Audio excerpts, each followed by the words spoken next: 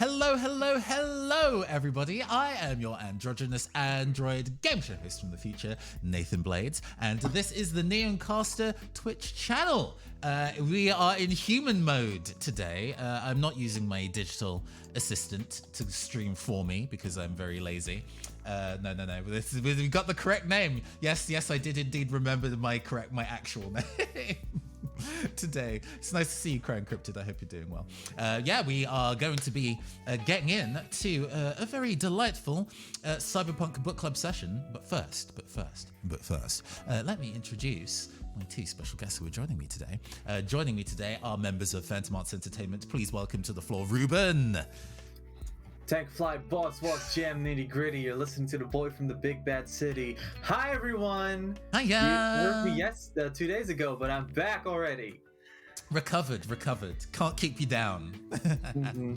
I'm coming out of my cave and I'm doing just fine. Mm-hmm. And returning, you first met them in our one shot of Big Bang Superstars. Please welcome once again Tempest. Hello, darlings. I am Morgan, aka Tempest, and I am alive today. Oh, are we going goth today? Nice. Oh, I'm the person yes. wearing the dark lipstick. Only one of us is allowed to. Oh, you can't see me. You don't know what color my lipstick is. Oh, that's true. Very mysterious. I'm an all black, baby. Oh, Tempest, can I ask you a question? How are you streaming from inside of a giant Victorian castle? It's called satellite. Whoa, I love technology. It's so new. Technology is grand. I also adore technology. In fact, I adore technology so much. Cyberpunk is one of my favorite narrative genres. Yes, this is a masterful segue there. That's convenient. I love Cyberpunk as a genre. I love video games too, but I am also not very good at video games. I cannot play them quickly or well. Actually, no.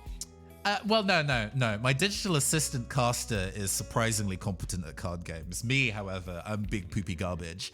But because I can't play games especially well or quickly, what I do enjoy is talking about them as media texts instead. I'm very good at that. And Cyberpunk is inherently a political genre, and everybody kind of approaches it a little bit differently when they are building their video games, their movies, their music albums, all sorts. So I figure, why not do a show where I get to play through a wide variety of cyberpunk video games that are narrative-led and discuss them as media texts, sometimes, if I manage to schedule it right, with my friends, like tonight. And tonight, we are playing the pre-release copy of Kamigawa, a visual novel. Supplied to us by Wizards of the Coast EU. Thank you very much for supporting this channel by giving me not only tabletop content, but cyberpunk tabletop content. You know me too well. Thank you, darlings. But this game is also going to release formally on itch.io and Steam tomorrow for free. Forever. So we're going to enjoy this visual novel for a bit, talk about it as a theme and stuff, and then, come back and see what its themes, whether its themes match up to other games in the cyberpunk genre, other bits in the cyberpunk genre. I'll ask questions to the both of you two first. What is your experience with Magic the Gathering? Out of curiosity. So like most goth individuals, I am old. Not just in soul, but also in body. And I was around and cognizant when Magic the Gathering first became itself. And therefore, when I was in high school, it was the done thing. So I picked up some starter sets and attempted to get the other nerds to play with me. However, being the only femme nerd around and also not very high on the totem pole at the high school, didn't get into it actually in the end. No, I get you. And you, Ruben, any experience in playing wizard poker? The most recent and most poignant experience I've had was watching my partner play against someone else on Tabletop Simulator, and I looked at it for 2 seconds and I went, "That's nice. I hope you have a lot of fun." And then I started watching something else because I couldn't understand it. Very fair. Very, very fair. When a game has been around for as long as Magic the Gathering has, because they need to keep adding in new ideas, those cards get complicated. We streamed like the new Yu-Gi-Oh game a couple weeks ago, and it takes me a minute to read every card, and you need to, because all the cards are quite complicated and interact with each other. And some Magic cards are like that. I would say Magic the Gathering is a little less complicated personally, but maybe it's because I've been playing it longer. Like you, Tempest, I had first heard about it in high school, but actually, it was the nerds who hung out in the electronics room. Ours was a science college, so we had like a room specifically for, with the little machine that prints printed circuit boards and all the component cupboards and all that kind of stuff. So what I thought were the cool nerds, the older cool nerds, so they were in a year or two above me, on their lunch breaks would hang out in the electronics room and play Magic. And I was like, "Can I play?" And they were like, "Absolutely not." Yeah, for me, it was the band room, so it was all the music nerds. I mean, not to diss on a bunch of nerdy white boys, but I've tried a couple of different like dueling card games, and I think it's just a level of strategy. I'm not very good with deep strategy, and it's just a level of strategy that goes a little bit over my head. Like, I love Gwent in Witcher, in the Witcher game, but I've tried playing it against other people, and I only get to a certain level, and I'm like, yeah, this is where I check out. Very fair, very fair. Yeah, I get that feeling, because I'm so proud of myself if I just devise any strategy in any game whatsoever, and then it'll be superficial and very basic, but to me it's the most important thing in the world, and then my opponent will see through it because they are clearly experienced and an expert, and then it feels so bad that I just feel like it's an act of war against me. Man, losing at card games is rough. Two stories real quick. So I actually got into Magic the Gathering like properly while I was in university, and made some of my best friends, including Tom, actually, a friend of the show, Tom, through playing Magic the Gathering and stuff like that. Shout out to Tom. Shouts to Tom. Tom's in the chat. He's yelling all glory to Phyrexia, which is an inside baseball thing neither of you two will get. So in that kind of way, Magic has been one of those kind of like gateways into connecting with nerd communities for me, and got me. I played like Pokemon as a kid, but never really against other people. They only ever wanted to collect the cards, and then I played the Game Boy game a lot. But this was like the first card game where I was playing against real people on a regular basis. Nothing tournament level, mostly just kind of casual kitchen table, which I still prefer. I'm not a competitive person. And as a result, when I am now living in the city that I am now, when I first moved here, I was kind of like, well, how do I make friends in a city where I know literally nobody? Oh, well, they probably have a friendly local game store. I can go there and like take part in game days and Friday Night Magic and things like that, and that will get me back into. And yes, I have definitely made friends that way, but also I think because I didn't have like my big social links were kind of cut off having moved, I was in a not a very great emotional place, so losing was really difficult. It feels some type of way to go like pay to go to a game day. You get like clapped 3 times by people who know the game better than you, and then you just gotta chill for the rest. You knocked out the tournament. I was just not ready for that at the stage that I was at back then. I thought you were gonna say like I made a lot of great friends, but even greater enemies and powerful lovers. But no. Oh, there's a joke that I could make there, but not this month. Not when I am on. When I could potentially be on the front page. Next month for your next. Yeah, that joke can be for another time. But yeah, to maybe do a little bit of explainer about what the heck this even is that we're about to go and play. So in Magic the Gathering, there's a whole bunch of different realms called planes, like dimensions essentially, and each dimension is kind of its own genre in itself. So, for example, there's one called Kaldheim, which is all very Viking mythos. There is one called Innistrad, which is all Gothic horror. And Kamigawa was, God, in the mid to late noughties, one that was specifically like feudalist Japan as a setting. And it was, not technological in any sense of the word. I think it was actually supposed to be set in the past, even in the perspective of its set. It was unfortunately not very popular for a wide variety of reasons.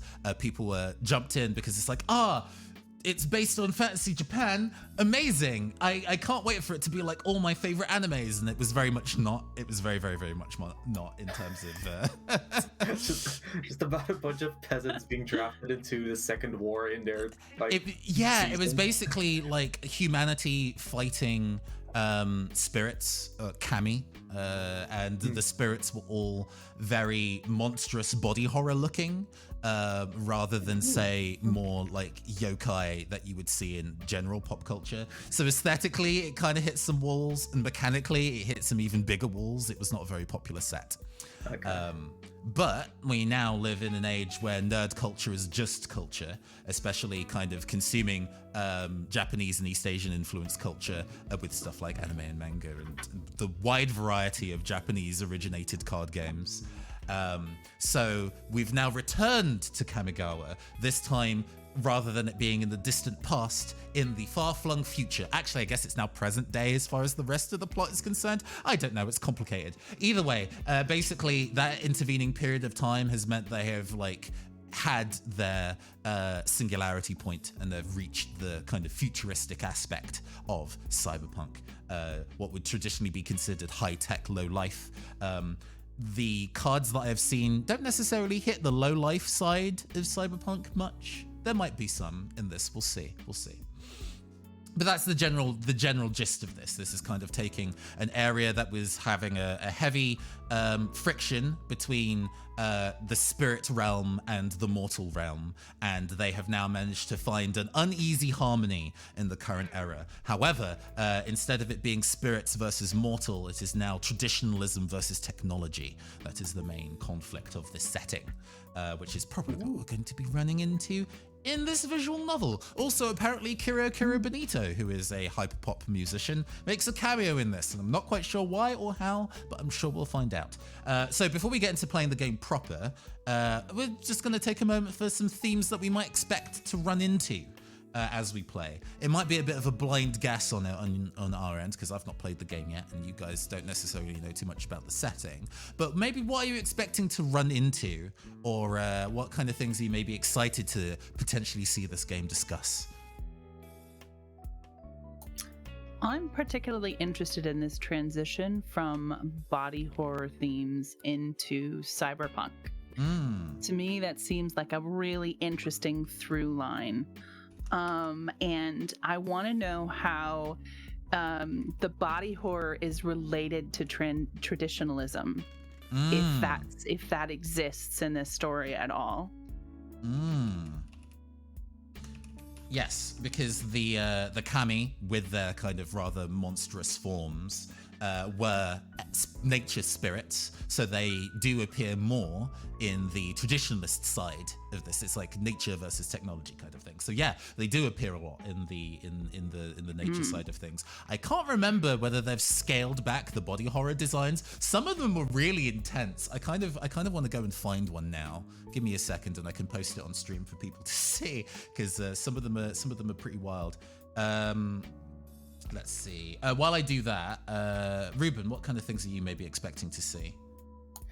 I am curious what the vision of cyberpunk Japan is going to be like, and how it is still paying homage to its origins as the set, as I understand correctly, originally was medieval Japan, and now it's going to jump to far future or cyberpunk future.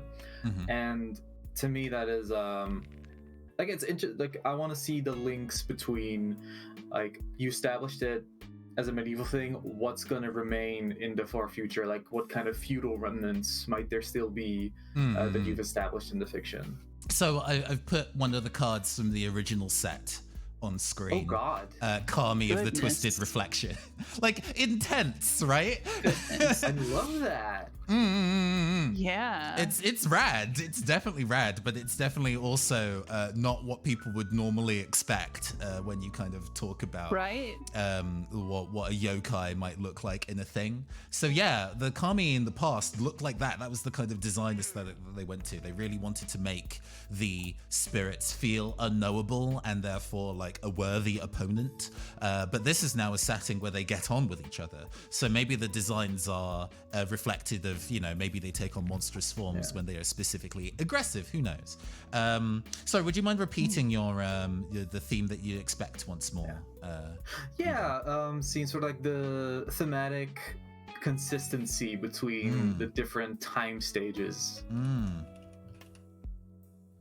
And how you sort of like, because if the main crux is traditionalism versus like technology, that is this is already an interesting assumption of like these are oppositional, but also since you have like literally one set that is like medieval era Japan, which has like the reputation of being a highly like enclosed traditional society, versus cyberpunk future where, you know, we let loose of the morals and it's a louche gathering.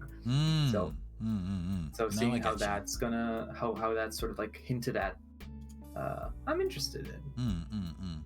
I am personally interested to see how they blend the idea of magic and technology, because all like magitech in media does that a little differently.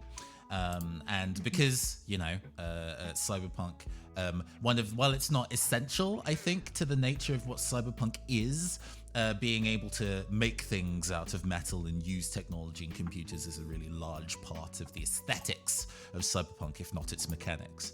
And it's been interesting to see on some of the card art how it reflects that.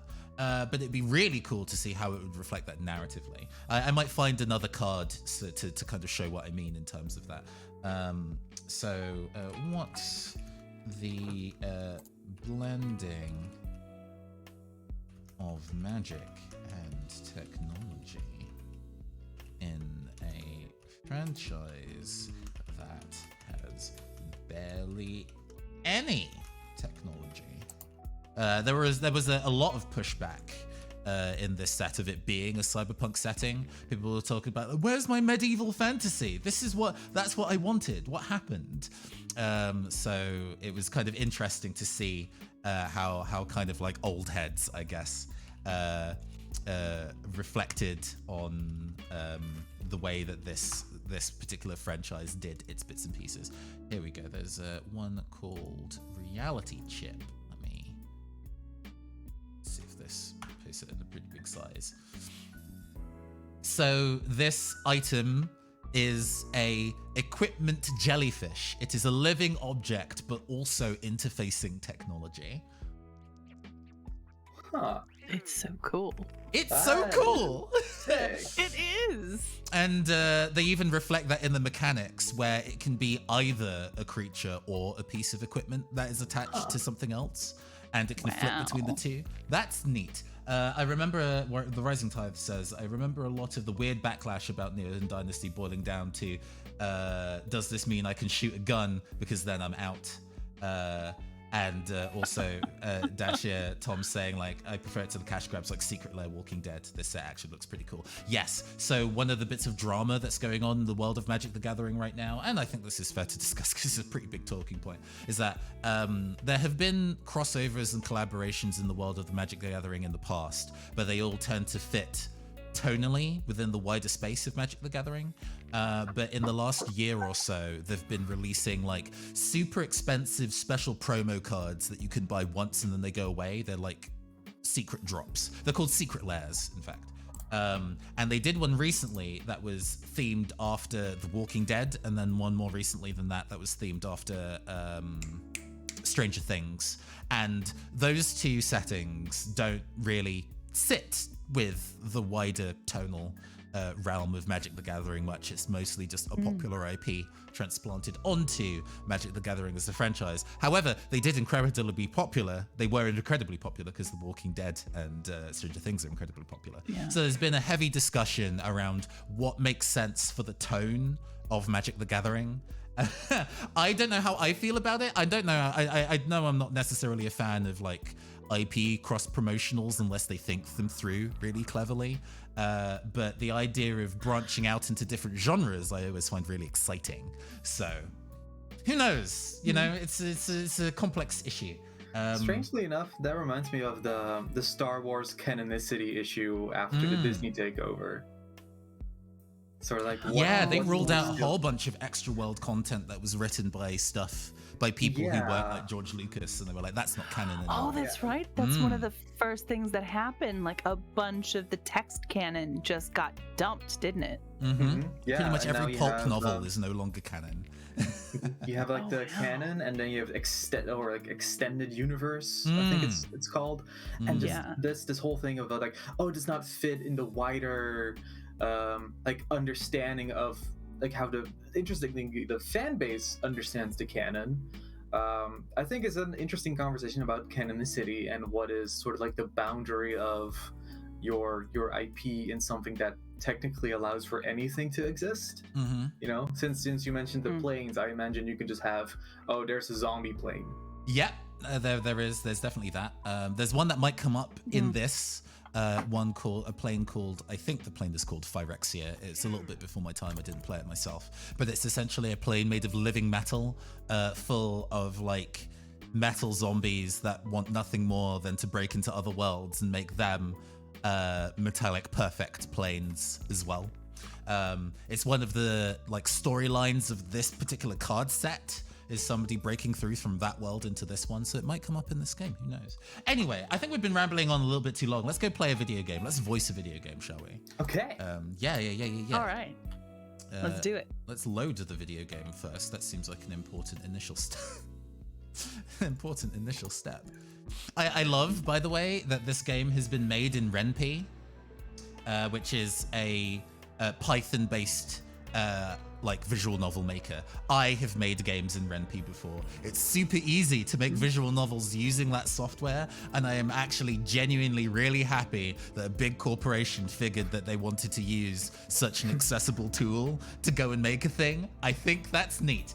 Anyway, before I go and read the thing proper, some additional notes from chat. The part that really sucks about some of these secret layers is that some of those cards are actually really cool mechanically, but because they're branded, they are not legal. That is also true. Very strange. Anyway, once we cut over to game footage, I won't have chat on screen anymore, so apologies if I do not reply to you immediately, but let's get it going. Okay. Right. So I think it just goes in, and as we kind of meet new characters, we'll just, decide who wants to go voice them. Okay. This is the kind of game with a second-person narrator, which is what you have on screen. Right. It's a first-person game. So, sorry, go ahead. Just asking, like, if we're gonna use the stream footage, or yes, I will screen share with you. Apologies, I should have kicked that back in. Thank you for reminding me. Share my screen. So far, there's been so little delay. It hasn't really been an issue for me. Yeah, that's what I was wondering too. The marvels of Ethernet, but yeah. Here you go. That should update a little faster than on screen.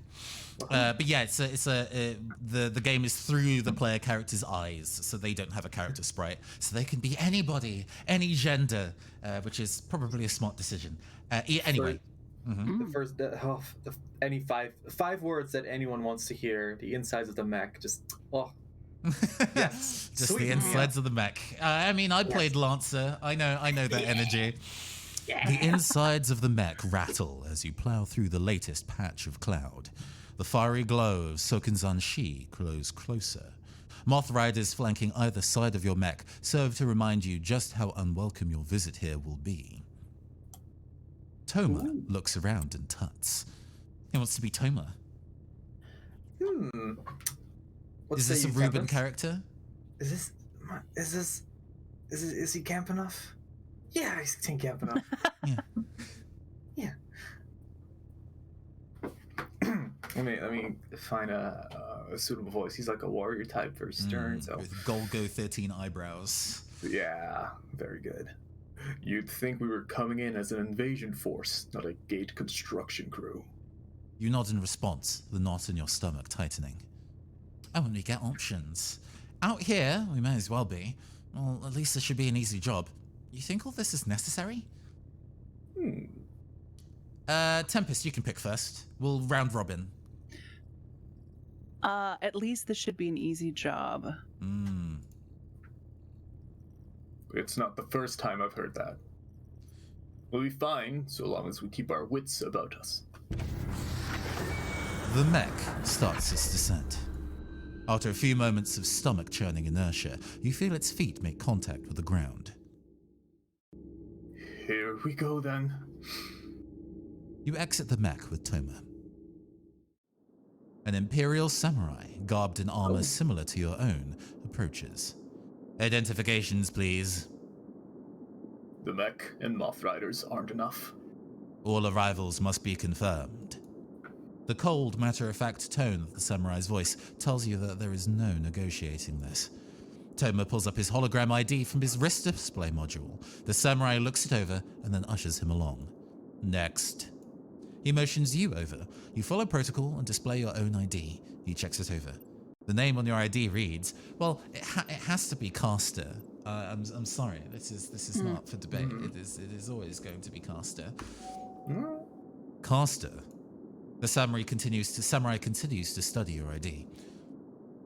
Ruben, is there a problem? I'd say take a picture, but it's already on my ID.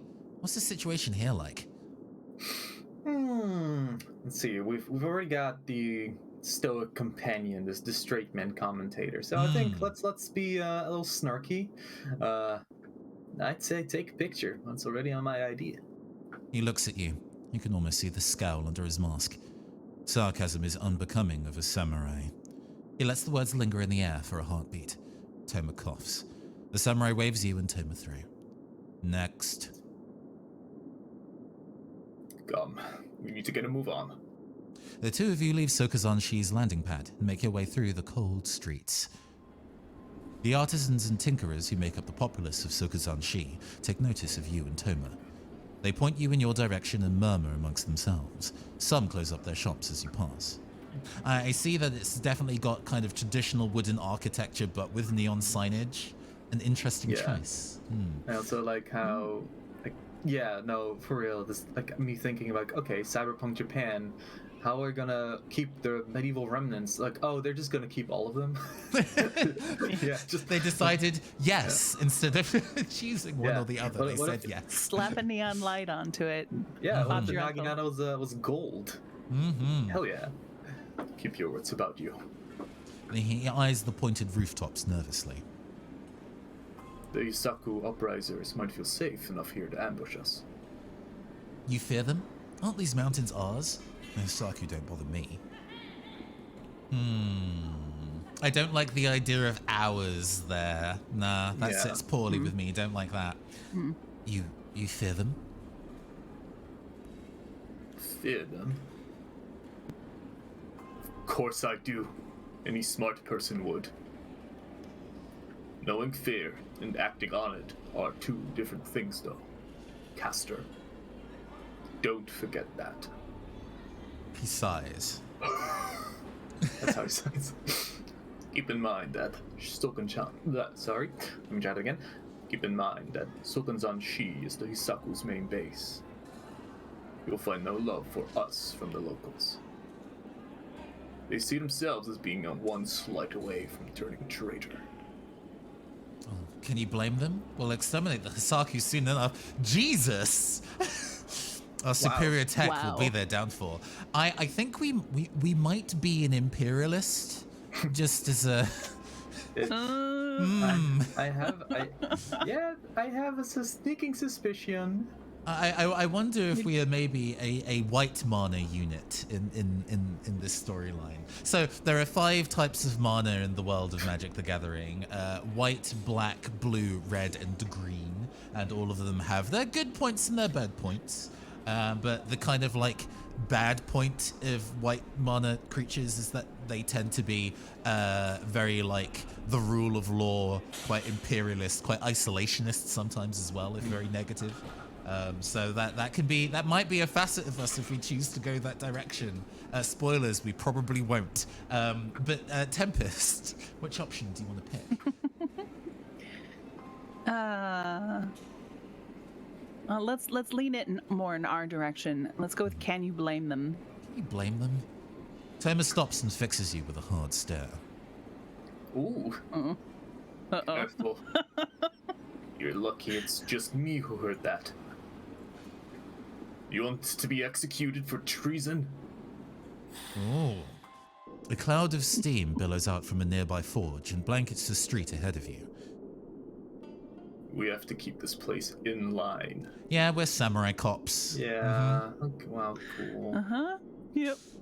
If we lose It's probably white and red, Mm. actually. we lose it. We lose the industrial heart of our empire. Perhaps easing the reins would help? We've been too soft on the people. Yeah. Oh boy. Could we not look to the Kindai as replacements? I don't know what a Kindai is, so I don't know what that means. But Yeah. Ruben. I've noticed that the middle option is the sort of genocidal one. It's like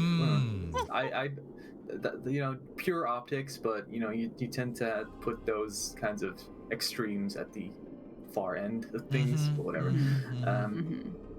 Yeah, no, let's perhaps easing the reins would help.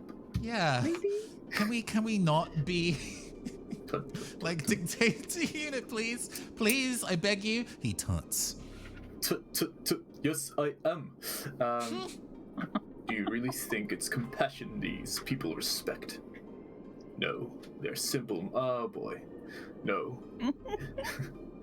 I regret saying like, oh, he's camp enough. He's not camp enough. He's just. We might be able to ditch him. We might be able to ditch him. Hope, we'll see. Yeah, no, let's see where it leads. No, they're simple-minded, focused purely on their craft and the strength that comes with it. So, I guess I do get a voice, huh? Whoa. So, is it strength they respect? Of course. Why do you think they haven't fully rebelled yet? They know the Hisaku are not capable of outright war. You're crossing one of the many small steel bridges that dot the central frozen river when a teenage boy, busy looking at some wrist hologram, barges into Toma. Ah! Watch it, you little urchin! Bully this nerd. Goodness me. He raises the back of his hand, clearly intending to strike. Just grab his wrist. Are you kidding? You snatch Toma's wrist before he can hit the teenager. What do you think you're doing? It'd be unwise. You nod at a crowd of onlookers. What's unwise is diminishing my authority. He looks down at the boy. Be more vigilant, boy.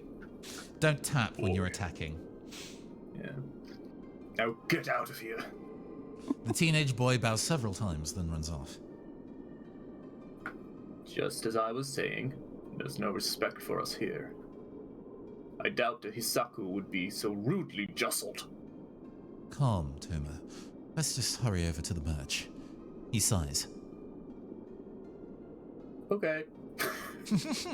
You carry on walking. As you pass a shop selling intricately detailed molds of kyodai and other renowned kami. Kami? I guess. Kami, yeah. Toma stops and looks at you. You know, I wonder what the locals think when they see you. Go face.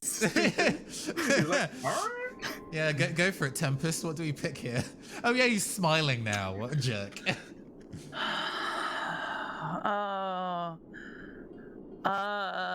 Let's go with the second one. You're talking about my kami. I wanna get into this bit. Oh yeah, get some lore.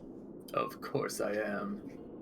He gestures at the three ethereal floating iron weights that flit around you. Ooh. My bonded kami, the kami of oppression. Can we trade it in? Yo, Who knows whether this is a thing we took on willingly or whether it was placed upon us? I vote for meeting a rebellion faction and following them. The power of my stand, the carceral state. Jeez. You and your kami must cause quite a stir. It'll not be every day they see a bonded Imperial samurai. Even their beloved Hisaku rarely have a bonded member amongst them. Do we think it's a problem? It's not that unusual. Make them think twice before fighting us. In the words of Tommy Lee Jones. It's not unusual to have a weight around your neck. It's not unusual to see Toma crying, I'm gonna die.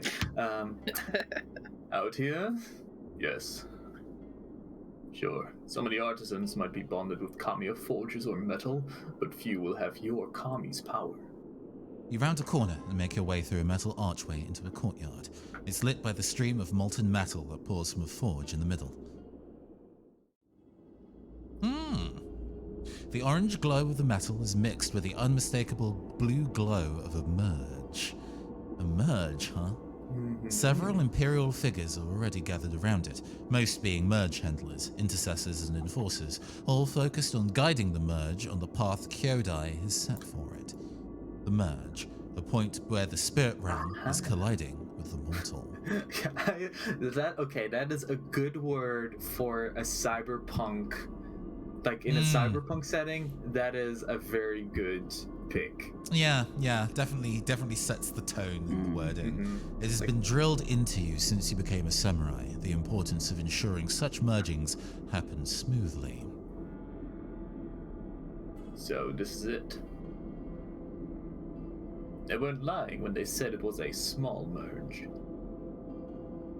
This is me. I didn't realize it'd be so small. Imagine working on the one the size of Tawashi. I think Tawashi is a city, so yeah, I guess that is a big deal.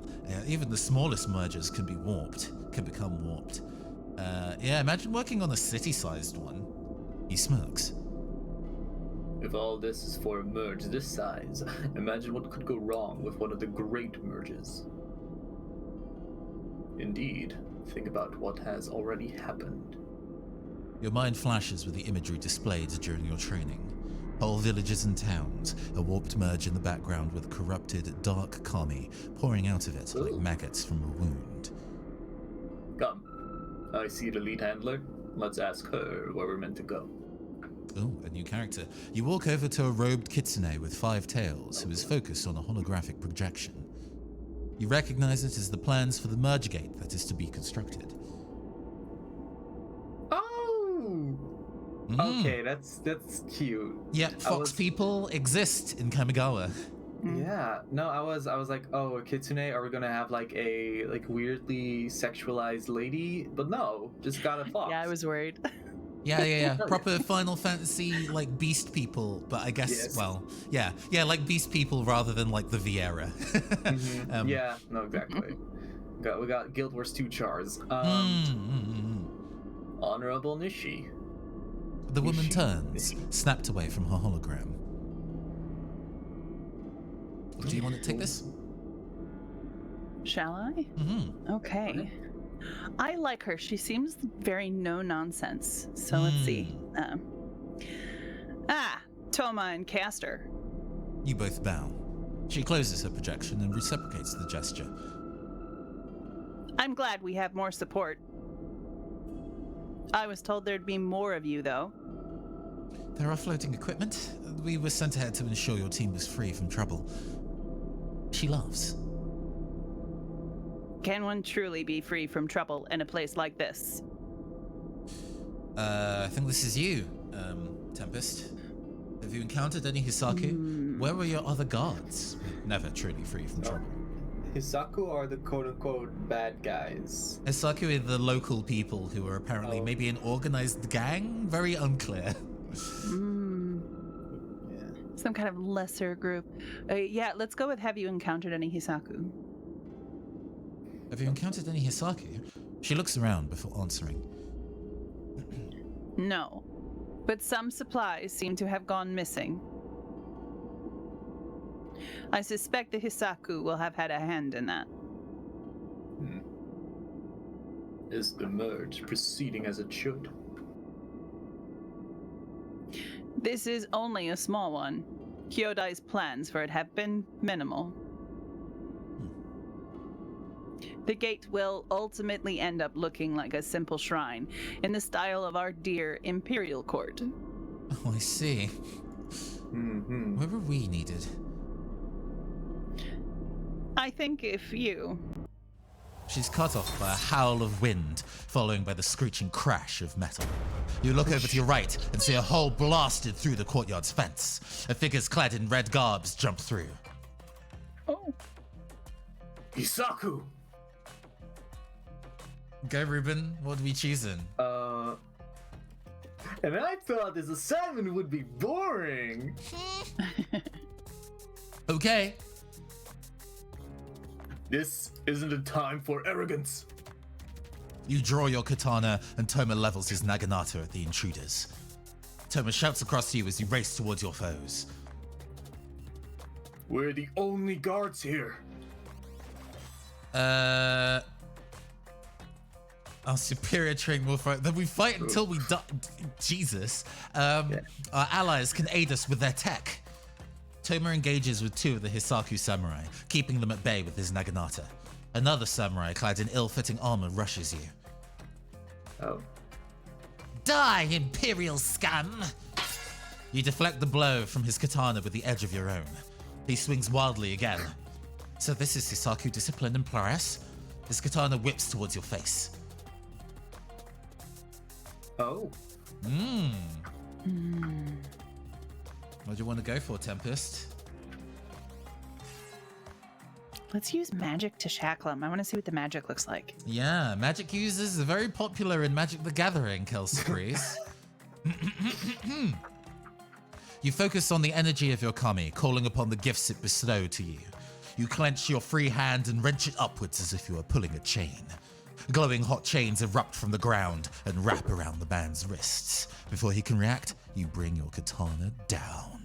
After a moment, the man's body topples to the ground and is still. Oh. You look toward Toma. He's dispatched one of his foes, and the other is badly wounded. Why aren't these Hisaku using their oversized weaponry? Something isn't right. More assailants make their way into the courtyard. One of them, a large Orochi dressed in ninja garb, charges at you. You notice that she's clearly bonded to some form of kami like yourself. Cool. Yeah, snake people as well. She begins to cast something, and before you can react, roots and vines burst out of the ground and wrap around your legs. She's binding me. I can't wield my kami powers. Haha, ma'am. Easy now. Yeah, tell her to calm down. What do you want to pick, Tempest? What are we going for? Oh, is it me again? I thought we were... Okay. Is it you or is it actually Ruben? I've Ruben's already turn. lost place. I think it's Ruben's turn. Okay, go for it, Okay. Ruben. Well, I definitely don't want to ask Toma for anything. No. So, just cut the roots with the blade. Because I also don't want to hurt her. You swipe the roots with your blade, allowing you just enough time to strike at the ninja. She dodges backwards, but trips on her own roots and falls. Oh. The roots and vines binding you fall away. Free once more, you go off to finish the ninja, but another samurai jumps in your way. With a quick slash of your katana, you drop them. There's too many. Where's our backup? This is very much turning into like Kessen 2 very quickly. Yeah. What? Which is the that kind of genre of like army slicer like Koei Tecmo game, Samurai something or other, where one of the main Warriors? characters has like a horse that he rides like a motorcycle. Oh, Dynasty. Dynasty No. Warriors? It might be Samurai Warriors. I don't know.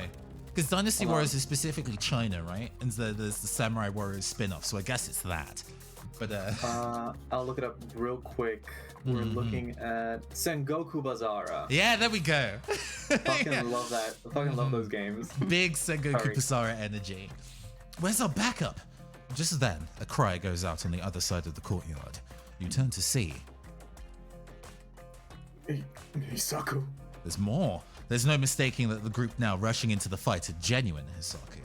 They wear the distinctive fractured glowing armor and wield their famed oversized weapons. I guess it's me.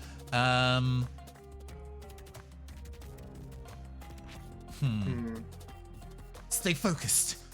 We can win this. To your surprise, the Hisaku descend upon the first group instead of you. The ensuing battle is a bloodbath. The Hisaku's superior weapons and armor make easy work of whoever it was you first engaged with. You see the ninja who tried to bind you start to get up. You place a foot on her scaly chest and point your blade at her throat. Move, and you die. Just kill her. No, we need to find out just what's going on after this fight is over. It doesn't look like that'll be much longer. He's drowned out by a terrible sharp bang that comes from the merge. There's a bright flash of light, which just as quickly as it appeared, is then pulled back towards the merge with a churning, sucking sound. I'm providing the sound effects as you. Heck yeah, Foley work. An appalling, foul-smelling wind whips up around you as the sky grows dim. Tempest. This isn't good. It can't be. Nishi comes running up towards the two of you. The merge. It's becoming warped. You look over to the merge and realize with horror that it's no longer a peaceful collision of the realms, but a tear in the fabric of reality. And whatever that fabric keeps at bay is about to spill out. Dread washes over you as evil-looking, writhing kami pour into the mortal realm. The kami are entering Utsushio. There we go. All eyes are on the merge. We need to contain it. A kami, dripping like tar, flings itself towards you aggressively. You duck out of the way and steady yourself for the fight. A slice from your katana cuts the mass in half. To your horror, both parts now begin to converge on you, slithering up your legs. Get back! A void of sound begins to encircle the fight, replaced instead by a deep rumble. Things have gone very bad very quickly. Yeah. You see the mouths of friend and foe move, but hear nothing. Every warrior in the courtyard engages with the kami, while the handlers begin to move towards the merge. The rumble continues with growing intensity. The handlers begin to silently chant and push back the now dull red light and foul smell. The feeling of dread slowly leaves your body as you assist with the kami. And then the sounds of battle return. Cling, cling, cling, cling, cling, cling, cling. Ooh, mysterious. We get to wild card to this. Do you want to take this one as well, Tempest? Oh. What kind of voice before we even know what they look like? Okay. Let's see. Is it contained? No. Ooh. Good thing. Hello. I see you with your giant robot arm. Wiggles eyebrows. Yeah. A woman stomps towards the merge, towering above many of the other soldiers. Oh, she big. I see. Chat's Big going lady. wild. Nice. I love a big lady. Almost. We thank you and your warriors for your aid, Renge. Nishi's body is tense, ready to fight again should the Hisaku re-engage. Is it Renge or Renge? Oh, that's a good question. Renge, yeah. I think it's definitely not a common Japanese name. Yeah, no, it's not. Ah, Let's just go with Renge. Yeah, Renge, there we go.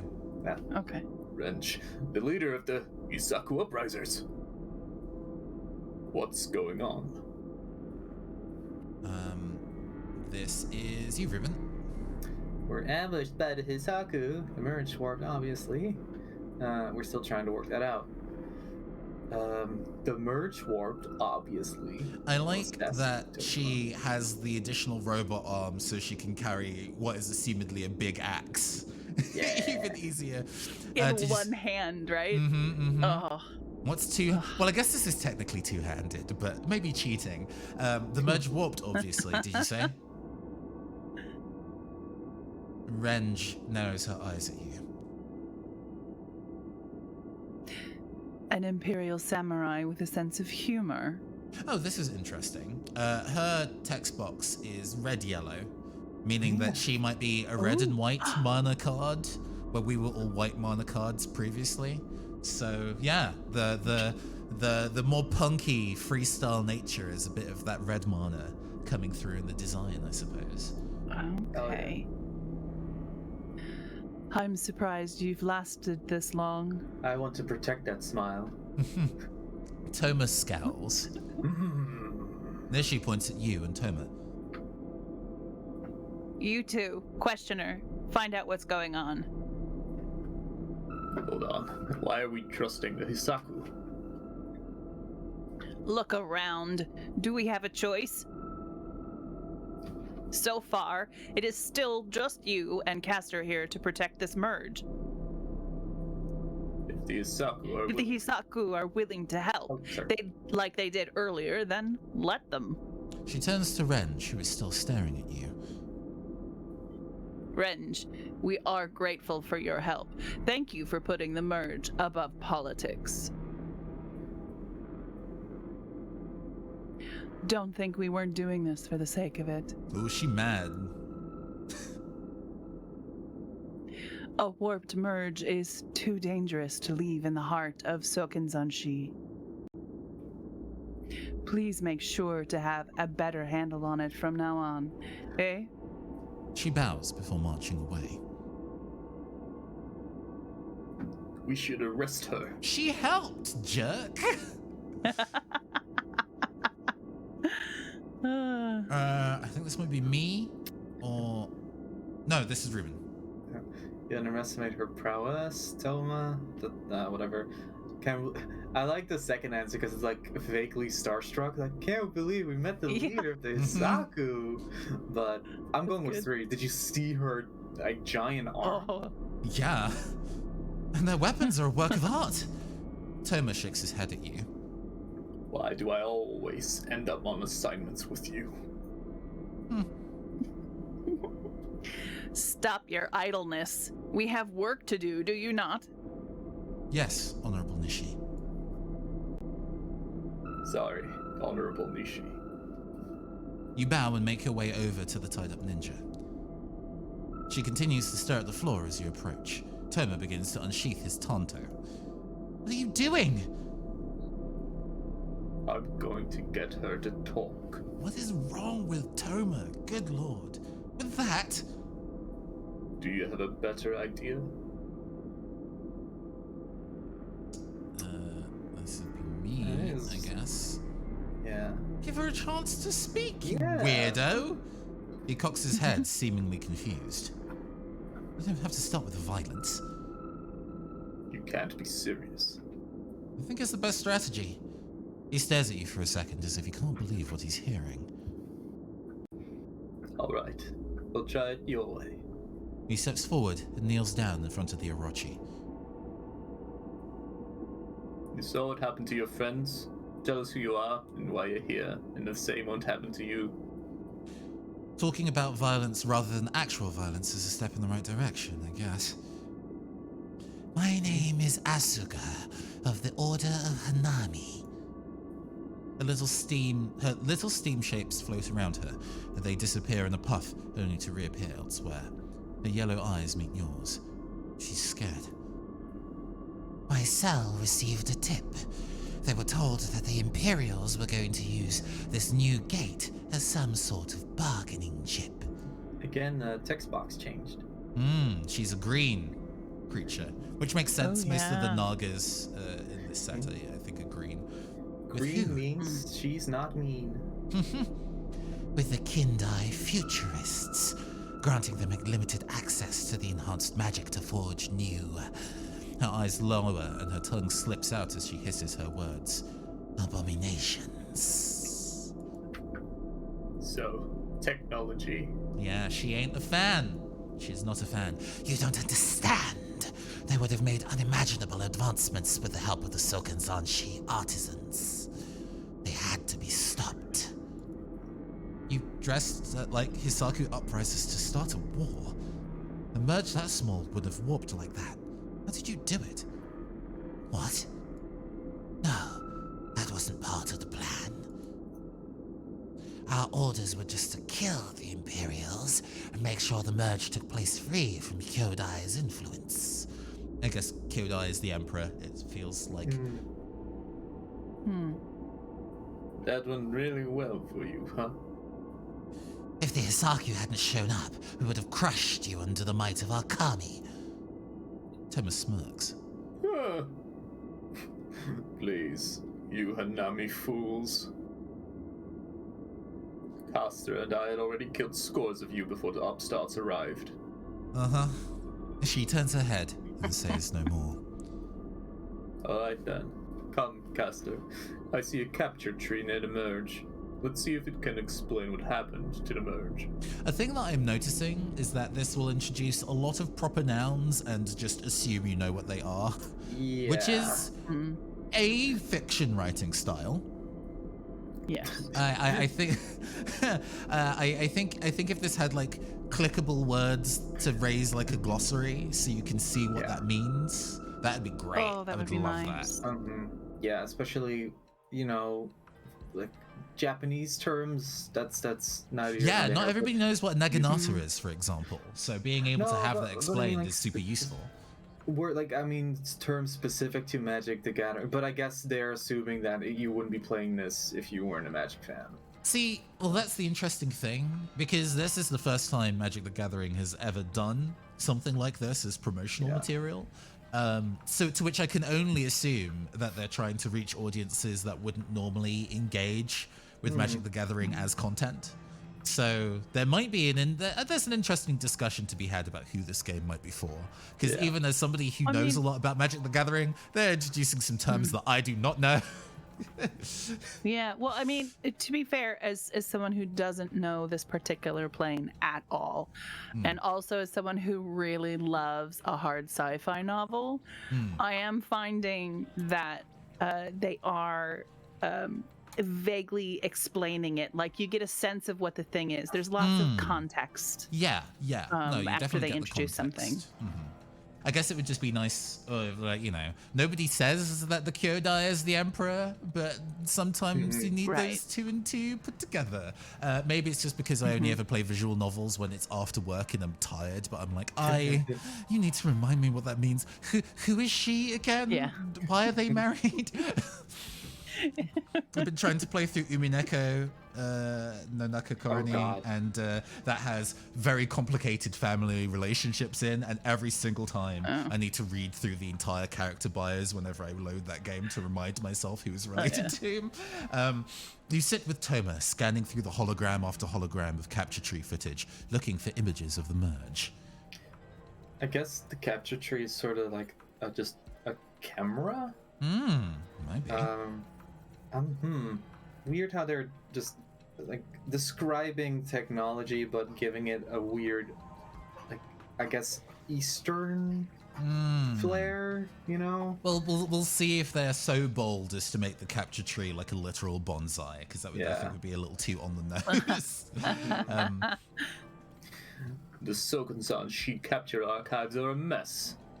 He slams his fist onto the table. Oh. In the name of the Kyodai, how are we going to find anything here? Patience, Toma. We must find whoever warped the merge. Are you sure about this theory? It can't be possible.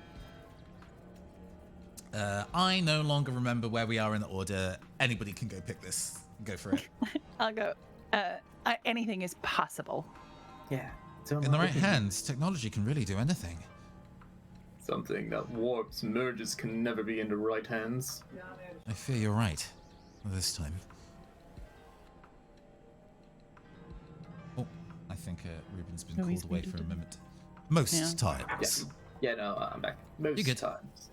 You continue to both scan through in silence. The courtyard. You found it! Okay, fast forward. There we are. You watch yourselves into the courtyard and talk with Nishi. You walk funny. Shut up. Right, here come the Hanami. Wait, stop.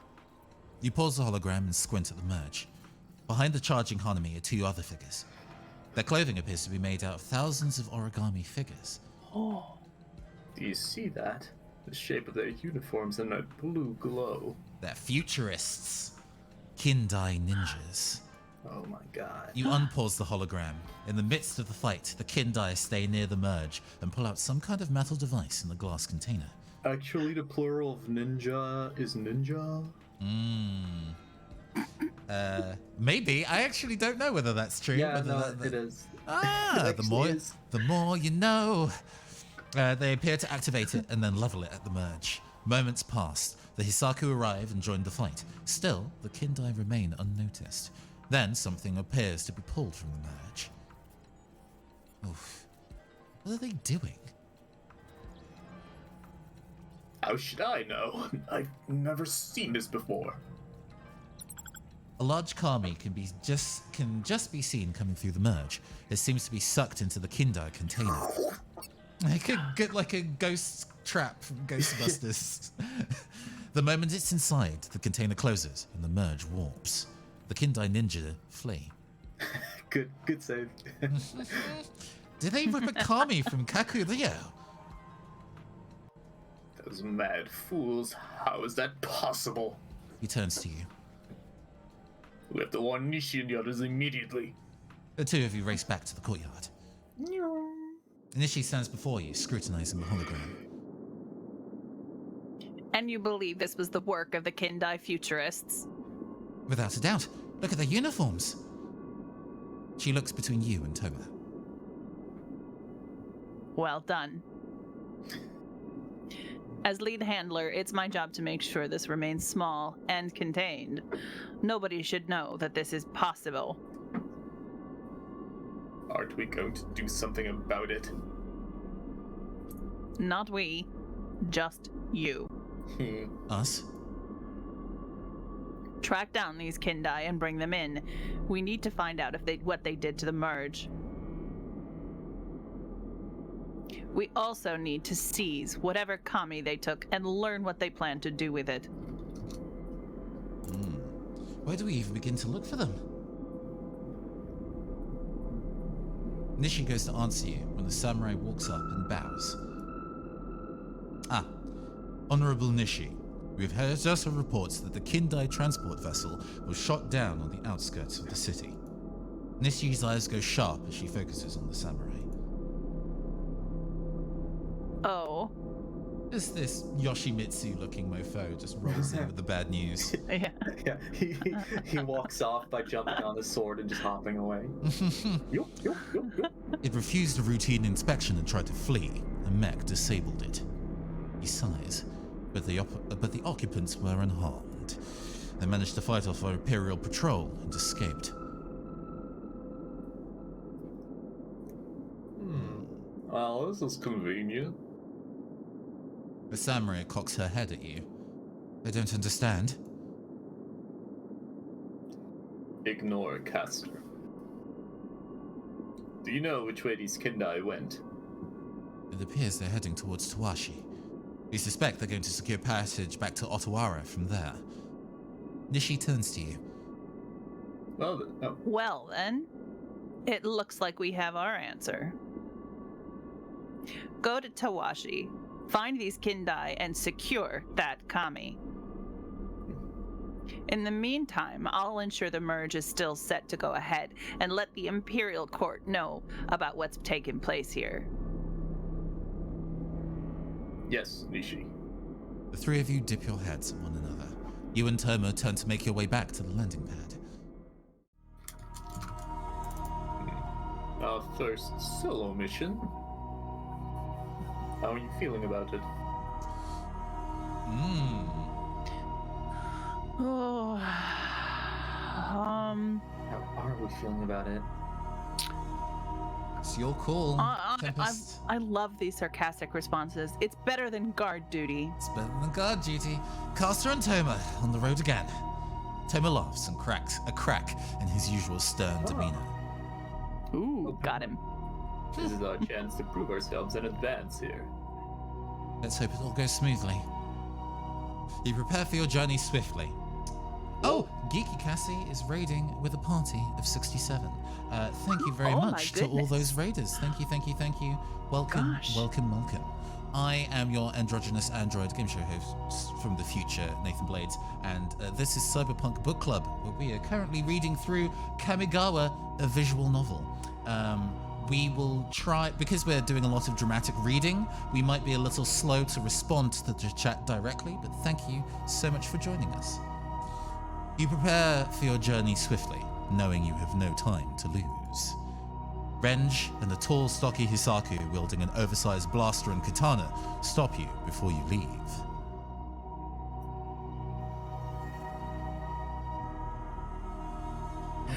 Oh, sorry. I was looking at the front page, trying to see if we were on it. Thank you. I appreciate the hustle. I'm trying not to freak out over those kind of things, but for sure. Okay. I heard what happened to the merge, what the Kindai did, and what they have. How did you manage to hear that? Don't concern yourself over such details.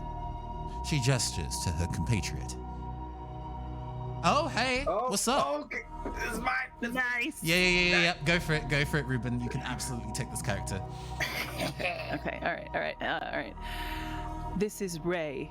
Is that good? Right pronunciation, Ray? Yeah, you got it. Yeah. Okay. This is Ray. I offer their services to you. What? He's so put out. Ray comes from Tawashi. They both know it, and its Undercity well. So, gender neutral pronouns. Yes. Oh my goodness. Oh, I'm so happy. I can also pack a mighty punch.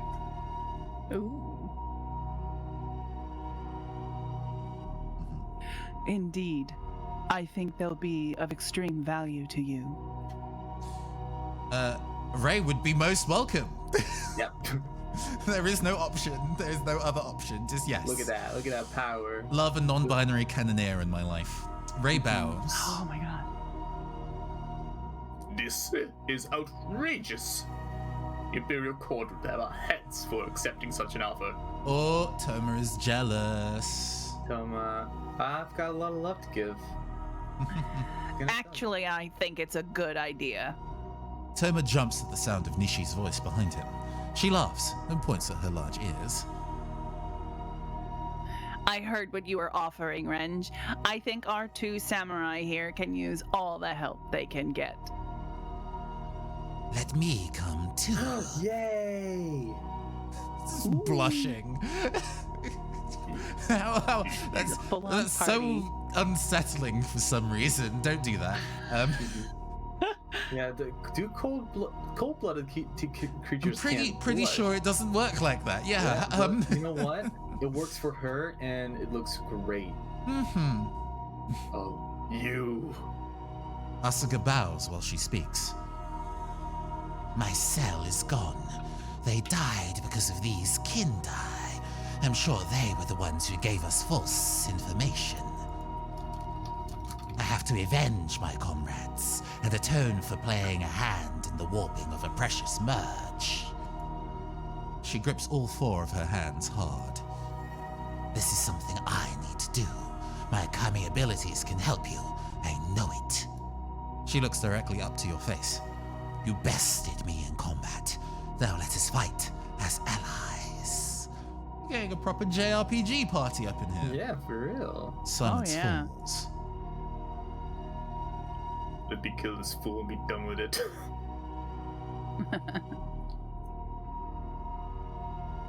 No, Tuma. I think the Hanami is sincere.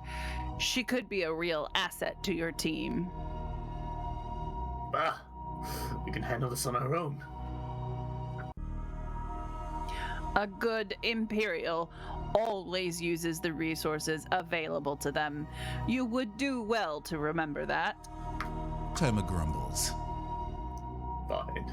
I'll leave the decision to Castor. He turns to you. You know what I'd prefer, but what do you think we should do? Oh, I'd love to be rid of you. Yeah, I mean, we could go at this alone, but the might of the Hisaku and the knowledge of the Hanami could come in use. We'll take... so it's like one or the other or both or neither. Both? Both, I think. Yeah. Both of them will be able to help us. Let's collect all the furries. The two non-Imperials bow. All right, time to fight alongside an army. All I've done so far is crush you. I don't relish working for either of you or the Imperials. It's my only chance for redemption. I want it to be known that I hate all of this. And we do not care. Get over it, man. I'm sure you won't let that be forgotten, Imperial. Right. We have wasted enough time here already. Come, let's return to the landing pad and make our way to Tawashi. Ooh. Oh. As you step off the transport, the dazzling lights of Tawashi bathe you in their neon glow. The landing pad perches high above most of Tawashi, with stairs descending down into the darkness and smog below. Spirits in their hundreds flit through the air like streamers thrown from a balcony. You take in a deep breath. Fermented foods, sweetened smoke, and pollution fill your nostrils. Great. I'm home. I'm a cyberpunk. Yeah. Ray pats you on the back with a heavy hand. I knew I smelled another Tawashi native. Let me guess, you grew up in the Undercity? Is it that obvious? To someone who grew up here, it is. That makes sense. What does? That you're both from Tawashi. You look to Ray. They shrug. How would you know that? I could smell it stink on both of you. What's that City- supposed to mean? Well, it's not even veiled insult. It's pretty direct. Wait, you're from here? How did I not know that? Because we never talk, Toma. we You don't never really- ask me how I'm doing. You just recite passages from the handbook and talk about capturing criminals and never how I'm doing. It's always Yeah, you're- where's Caster, Constantly. never how's Caster. Or like, Castor, how do you want to kill off the underclasses in the city? Never, how do you feel about that? Yeah, Toma is very intense. I never really talk about it. That could work in our favor. Come, let's not waste any more time here. You continue making your way through the bustling street in silence. You're drawn to a flickering signpost shaped like a cherry blossom tree. Its Get it? branches You're in each... Japan. Yeah. Yeah, its branches each label a different district and point in its general direction.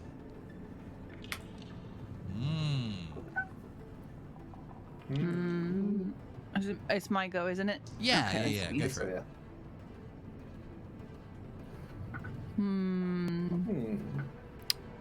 This search shouldn't take long. Yeah. I admire your wow, it's a voice cracking there. I Okay. admire your confidence, but don't get cocky. Dawashi is a vast place, but we have some idea on where to start. Nishi did some digging and found locations where people might be more willing to talk to us. He touches You know several those of the locations? branches on the holographic tree. Remember places? You remember places, I remember places. 6 dots appear on the press of the finger, on each press of the finger, marking the locations. Everything here close, even the trees.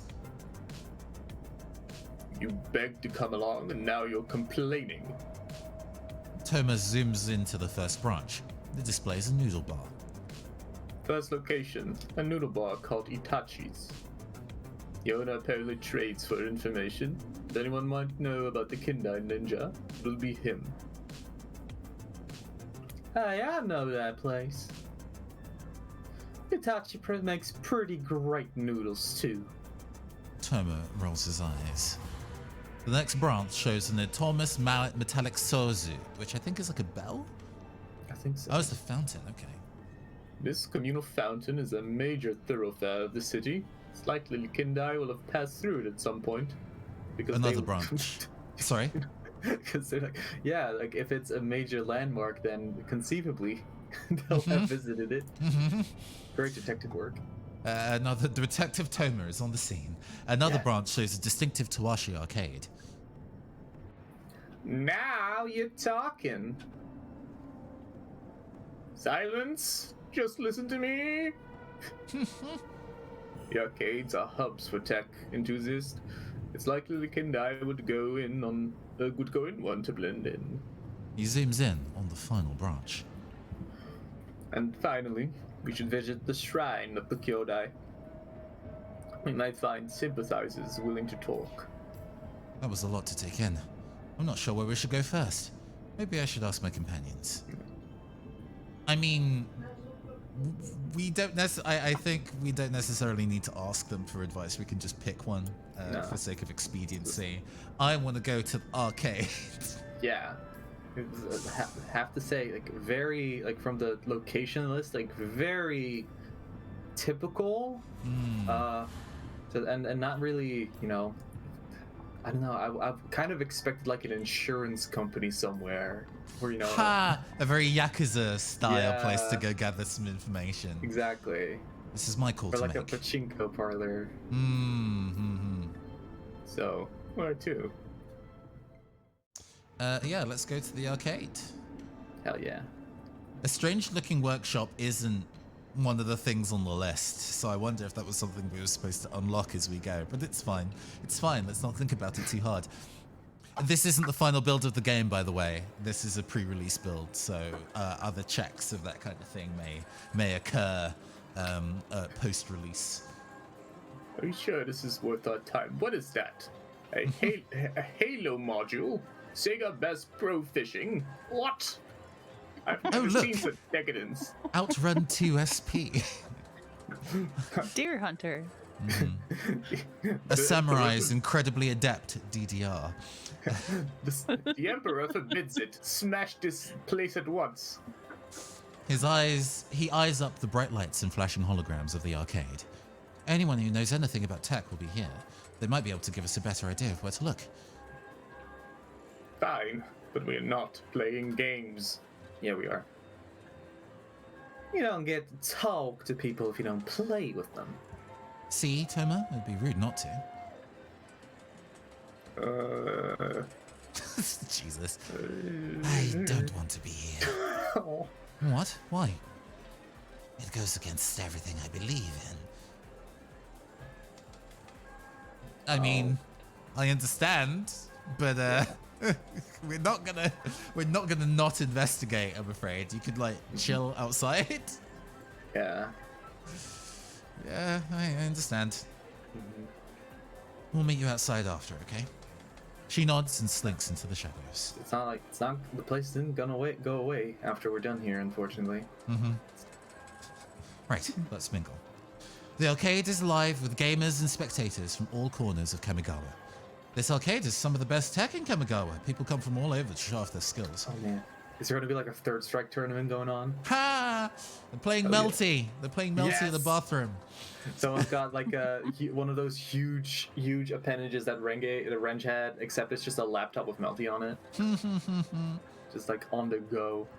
It was time to sit and play games all day. Loads of people. There's a huge part of Tawashi's economy. He looks around and gestures to the crowds.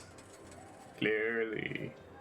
Although a large number of the big arcades in Tokyo have ended up closing due to the pandemic, like one of the flagship Sega arcades is now no longer open, no longer able to afford their electricity bill. They've since had to close. Wow. You scan the room and faces of many different players. A man in a long black coat catches your eye. and strides over to you. Milady. Oh my goodness. I believe this is a cameo character. So this is a real person who exists within the game. Let's see. Do I find that information out? That might be useful of knowing who this person is supposed to be. I was gonna say, oh, is that Markiplier? But no, it is. I do believe that they're a streamer. I don't know them personally. It's unimportant. It'll be their actual name, so we'll be able to find them after the fact. okay. Do you look tough? But are you tough enough for holo cards? What? I'm challenging you to a battle. Toma raises his naginata, causing the man to jump back. Good response. Whoa, it's a card game. Put that away. You approached two Imperial samurai saying you wish to battle. What did you expect? It's what you say when you want to challenge holo card players to a duel. Everyone does it. All right, calm down. What are you talking about? The man sighs, trying to regain his posture. He shakes his head and then continues with his challenge. The name's Krim. You can call me one with the dragon god. I wonder if this character wrote their own dialogue. Krim sounds good. I saw you looking around and thought you won a battle with the most formidable holo card player around. No thanks. Move aside. Wait, let's tear him out. What? Do you even know how to play holo cards? Yeah, I'm a gamer. Yeah. I know this game. I mean, it wouldn't be Caster if Caster wasn't adept at all digital card games. You know what I'm saying? I just downloaded the rules. I know this. Yeah. I know this game. You do? Yeah, it's great. I can teach you. I'll pass. Can I remove Toma from my party? just We're bye. Every interaction you have is like, we're not friends. I am surprised that Krim is a white mana character and not a blue mana character, considering their attire. Yeah. Look, Yeah. let's make this interesting. If you somehow beat me, you can claim my platinum level deck. So Magic the Gathering, fun fact, Magic the Gathering in its early days used to have a mechanic called Ante, A-N-T-E, where you could take a card from your own collection and bet it on the mechanics of a card, and then if you lost the game, you lost that card. That mechanic did not stick around for very long because that is just encouraging children to gamble. So that was removed very swiftly. So the fact that Krim is playing with Ante either means that this game is some like gacha-ish out there, or he's playing by some old school rules. Why would we want? Wait, I'm no expert at this, but I've heard about platinum level decks. They are super rare. It could come in handy. And you just give us your deck? Is how these crime battles go. The defeated must hand their deck over. What? Okay, but they don't have a deck. Gosh. It's fine. I'll lend you my gold level 1. Wow. That So puts generous. us at a disadvantage, no? Relax. It's still better than almost anything else you'd have. I can't believe this game Besides- started out as like, hey, let's show up. We're Imperial cops. Let's pacify the local populace. And now it's just let's show our weird guy, our weird friend, how card games work. Yeah. Let's explain. Well, isn't that most card game anime where somebody's like, I don't understand this game. It's for nerds. And then they see one and then their eyes just turn into like starbursts and then they get super into it. And then there's a whole tournament arc. Besides, if you're at a disadvantage, it's your own fault for not caring enough about the sweet art of holo cards. But what do you get if you win? Don't worry about that. You're not gonna beat me. So, ready to battle? Let's go! Oh, did I accidentally scroll back? No, we're fine, we're fine. Let's go. Krim takes you over to a table designed specifically for holo cards. You sit facing each other. He places his thumb over a fingerprint reader on the table. He is wearing gloves. The table comes to life as hundreds of holographic card decks suddenly line it. These are all your decks? You know it. A lot of them come from past battles. They're my spoils, as it were. Your confidence in beating this guy diminishes significantly. All right, let's get down to business then. Krim goes over the rules of the game with you. That seems really simple. That's a lie. That's Yes, a lie. Magic the Gathering is a game that can be played by anyone at your local can game just- store. And he just goes into a full explanation of how accessible this game is. Anyone can just step into a tournament hall and start playing. Anyway, do you have 2 hours? If you go to your friendly local game store today, they will have a sample deck for free that you can take home and learn the rules of the game. It's not the core rules that are the challenge, but the effects of individual cards. Have I ever told you about Kicker? That's how you get the real strategy going. I'm gonna cry. Let's pop off. Yeah, let's go. Pop-up report featuring Caster. Let's go. Good. Ooh, Table flip. I like the Low confidence. table flip.gif. Caster, the low tier god. Well, no, he's awful. Let's see if you can match it with skill. He picks up a golden deck and flicks it in your direction. As you pick it up, the cards flash and begin to shuffle themselves. I'll go first to help show you how to play. This is a surprisingly in-depth coverage of this scene. Yeah. Caster to shuffle samurai. He places a land. It's just magic. Come on. He places a land card from his hand and then taps it and puts down the simple creature card. It's a sentient cheese fondue. If it successfully attacks you, it gains a growth token. I was kind of expecting an actual, Yeah, mechanic. I mean, I guess I'm amused at it being self-effacing in that kind of way, I suppose. After 3 tokens are placed, it becomes a full kingly cheese fondue. I've had one of those. Okay. You don't want that. Understood. How does a fondue become kingly? Through the growth tokens. That's not... you know what? Never mind. You take your turn and place a land card, and then tap it to place a boiling, bellowing Bogart. This creature has nothing special about it. In Krim's next turn, he places another land and then taps them and places a panicked pineapple, a basic creature like your Bogart. Is your entire deck living food? Yes, it's the rare weirdo deck. Oh no. Oh. Dun-dun-dun-dun-dun. It's now your turn again, and in your hand of 7 cards are 2 lands, 3 low-level creatures, and 2 attack opponent spells. Okay, can you just put down 7 clown horn cards? Honk. So where do we want to go? Well, let's see if your knowledge of not Magic the Gathering is up to snuff, Tempest. What we picking? Oh. Okay. I think since it's basically our first turn, we should build up our army. Okay, I think. Oh, No, we're good. I'm thinking because I think he's gonna build up his little cheese fondue there. That's a hint. Like strike while the Yeah, you gotta get the blockers up. It gets a token every time it successfully attacks. So we need to go get our blockers on the field. Clearly. I have no idea what you just said. Oh, you've played Inscription. You understand what I mean. Oh, okay, like that. You play another land, then tap both and put 2 more low-level creatures down. Are you attacking? No. A slow start. Nice and cautious. This is probably not the voice of the social media influencer who this character is based on.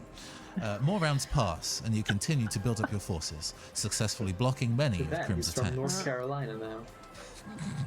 I'm sure anybody who is remotely adjacent to that accent is mortified. But you are never able to use them to attack, as he always has more to block with. Dang it! Eventually, Krim breaks through your guard fully and now hits you with his now kingly cheese fondue, reducing your hit points to 0. What? And that's the game. Okay, I Well reckon done. we cheat. We Yeah. scroll back.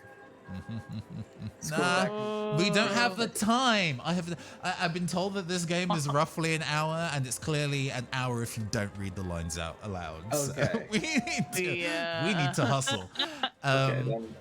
Okay. You know, you weren't half bad, especially for a new player. If you keep playing, maybe one day we'll fight again in the tournament, the grand tournament. But like that. The two of you bounce one another before Krim leaves the arcade. And we learned nothing. Literally nothing. Gave us no info. I was expecting that to be more detailed than it was. Like, it set us up for feeling like we were going to properly play the game, but only gave us like one actual choice. I mean, I guess the scaling of what they managed to do in the visual novel is not quite what I expected. But I was expecting there to be kind of like, while we play, we start pushing him for information, you know, that kind of. But anyway, we move. 'Cause, yeah, we're just here to spend time. Moving right along. Great going, Poindexter. Can we get moving now? 1 second. What's that over there? You spot a big crowd in the dark corner of the arcade, awash in a dull neon glow. The sign hovering above the crowd reads Shonan Heroes Costume Contest. Shonen Hero. Who has a name like that? Oh, I think that might have been a typo. I guess it was supposed to be Shonen Hero because that's actually a thing. It was Shonan Hero in the previous text box, and I was like, I'll let that go, but no, I won't. Typesetters on blast. Hooked, line, Should be sinker. at the top of your notes. My bug report. I'm sure it's his professional name. Seems like he's here a lot. Crisis QA. Professionals can have names like that these days? Life, well, Life outside the Imperial Court truly makes no sense anymore. you spot the Shonen Hero at the head of the crowd. Ah, this is also another streamer / YouTuber. I know this guy Cool. actually. Chocolate Kieran is this dude's performance name. Hell yeah. But he's Shonen Hero here. Let's see. Who wants to take... Ruben, do you want to take Shonen Hero and I'll take Toma for a while? No, I think Tempest hasn't like. Oh, forced yeah. Do anyone, you want to be so- Shonen Hero? Sure. Let's do it. Okay. Come on up. Don't be shy. The best costume of the day will win an unbelievable new piece of tech. Ooh. New tech? You think she got it from the Moonfolk? What? Literally in the same kind of space as there being Naga and Kitsune. You know how in like in Western mythology we have the man in the moon, and in Japan they have the rabbit in the moon. Okay. Yeah. No. It's, Moonfolk. Moonfall. Yeah. No, they're like clearly they're missing sort of like Disco Elysium's capacity of like having in-world. Oh. Reference Is to there a Moonfolk equivalent in or No, that but term? I mean like establishing just like in one sentence, just getting across like, okay, this is a fictional thing, but you know what it means. So, but it might also be like I'm an MTG. What's the word? I'm an entryist. So That's fair. No worries. It's possible. Let's check it out. You head into the crowd. People from all walks of life dress in costumes of varying quality. How snide! Wow, these folks are really talented. What are they supposed to be? Different characters from different Hollow shows and stories. there's your anime. A bright light lands on Toma. Oh my god. They of managed course. to not do a direct anime exists in any of the card games, in any of the cards that I've seen, interestingly enough. There's a bunch of cards that are essentially stories that then turn into holographic monsters, which is interesting, but none of them frame themselves as being like anime. A bright light Right. lands on Toma. Well, would you look at this guy's costume? It's so realistic. If you won the contest, we might see what the tech is. Yes. I have a bad feeling about this. Yes, demasculate the tough guy. Come on up. Go! You push Toma, who rolls his eyes and reluctantly makes his way to the stage. Your costume is so elaborate. You almost look like a real Imperial samurai. We are Imperial Samurai, and you will have some respect.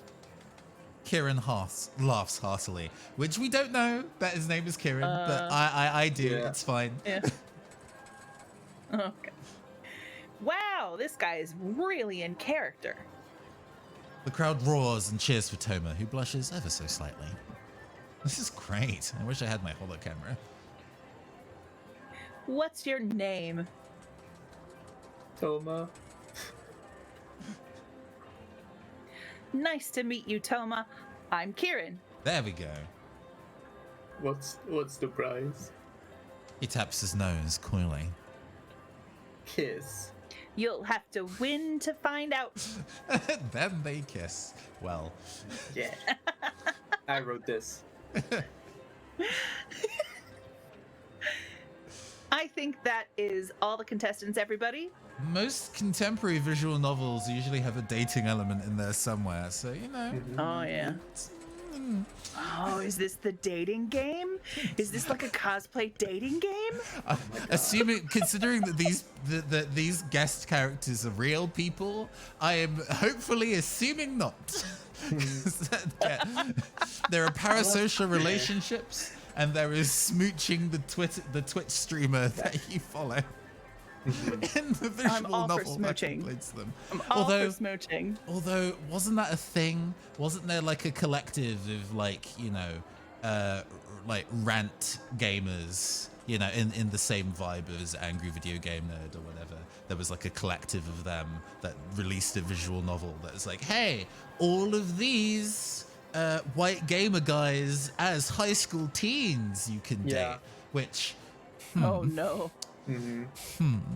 Yeah, most of them not really great. I think Oni and G was part of them. It's like, wow, that's not a great name. Yeah, I didn't date them in high school. Why would I date them now? Yeah. You'd like to leave that past behind me? Thank you. Dang. Anyway, we don't have time to unpack all of that. All right. So, as usual, our judges will pick their top 3, and then you get to cheer for your favorite. The crowd cheers. They're hanging on Kieran's every word. In no particular order, the top 3 contestants are Megumi as Amaterasu. Amaterasu. Yeah. Yeah. Haruto as a warrior from Crimson Phase. He's just dressed as Dante. Come on, Toma. And Toma as an Imperial warrior. Samurai. Samurai. Oh, he's blushing now. The crowd goes wild for the 3 finalists. Love to show up to the function and immediately hit top 3. Yeah. Toma This needs is my to work win. outfit. What are you So talking about? Yeah, I'm just in my Lululemons today. Like, I ain't. Toma needs to win so we can get the new piece of tech. It might lead us to the moon folk. The power is now in your hands. Let's see who's your favorite. Please give it up for Megumi. Don't cheer. Just a stone face. Just stone face. The crowd around you claps quietly for Megumi. Next up, Haruto. Sandbagged. Yep. The crowd cheers loudly for Haruto. We are Toma so has some catty. tough competition. And last, have you been in a cosplay masquerade before? You know who you want to win, and you cheer for them. You might give her like a little golf clap for you. Be like, yeah, that's real cute. You made an 8 foot tall armor out of warbler plastic. That's I guess. Hey! Yay, Jennifer! Yes! Go off, queen! Love your paper mache shit. Yeah. Yeah. Go for it. And last, but by no means least, Toma. Power move, don't cheer. I would love to not cheer for Toma for any reason. He's kind of an awful person. Yeah. But hey, we need this tech apparently. So You true. cheer with all your might and somehow manage to rally the crowd to your cause. They scream and cheer for Toma, clearly the loudest by far. Oh, we made him blush. We have a clear winner. The crowd begins to disperse. You reunite with Toma on the stage as he receives his prize. Your costume is seriously impressive. Good job. Oh, sorry. So that tech you mentioned? Ah, of course. Here you go. The remaining crowd murmurs, trying to guess what it's going to be. Donated from this amazing new startup that will be launching in Tawashi very soon. One of their newest products, the Anpu. Okay. He hands over a melon-sized ball with small keys and buttons spaced around it. What is it? Huh. I didn't really ask. Something fun, no doubt. See you around, Caster. You bow to Kieran in the crowd and make your way back to Toma. Gives you an otome. So, what is it? I have no idea. What does it do? You shrug. We'll find out. We need to see if it could be helpful. You carefully press one of the buttons. It glows neon blue and hovers out of the ball, singing a beautiful note. You press the next button. It sings another note. It is an otome. It's some sort of music box? That's all. What a waste of time. Yeah. Come on, we need to get back to the real work. Yeah, we just went to the arcade, played a card game, entered the cosplay competition, and left. You exit the arcade, unsure of whether what you did will help in any real way. Oh my god. Let's go to the noodle bar. We might try and fly through this. We'll see. You have to go through each one. If we do, that's going to take us a while. That's going to take a while. It might have to be a thing where we hit a sensible stopping point and don't play through the entire thing in one setting. I have to kind of wonder how much energy I have to play Lost Kingdoms afterwards. It might just be this today. We'll see. We'll see what my energy levels are like. You crisscross through wide streets lined with cherry blossoms and narrow alleyways, crawling with the lost and the privileged alike. Spirits, Kami, and mortals mingle amongst the crowds that grow and recede like tides in the city. I've only been here for a short time, yet I feel like I've forgotten what sunlight feels like. You get used to it. The glow from the lights replaces the sun. Playing hide and seek as a child was much easier. Hand robbing market stalls. Toma tuts. I hate this place. Finally, something we can both agree on. I hate it more now. God, just throw him in a dumpster. So, one of the design things that they set in this expansion, Kamigawa Neon Dynasty, gotta call it by its full name, is each of the colors has a affinity with the kind of like tradition or modernism, and blue and red are the most modernist, and green and white are the most traditionalist, and then black is like, hey, I'll just take whatever's useful.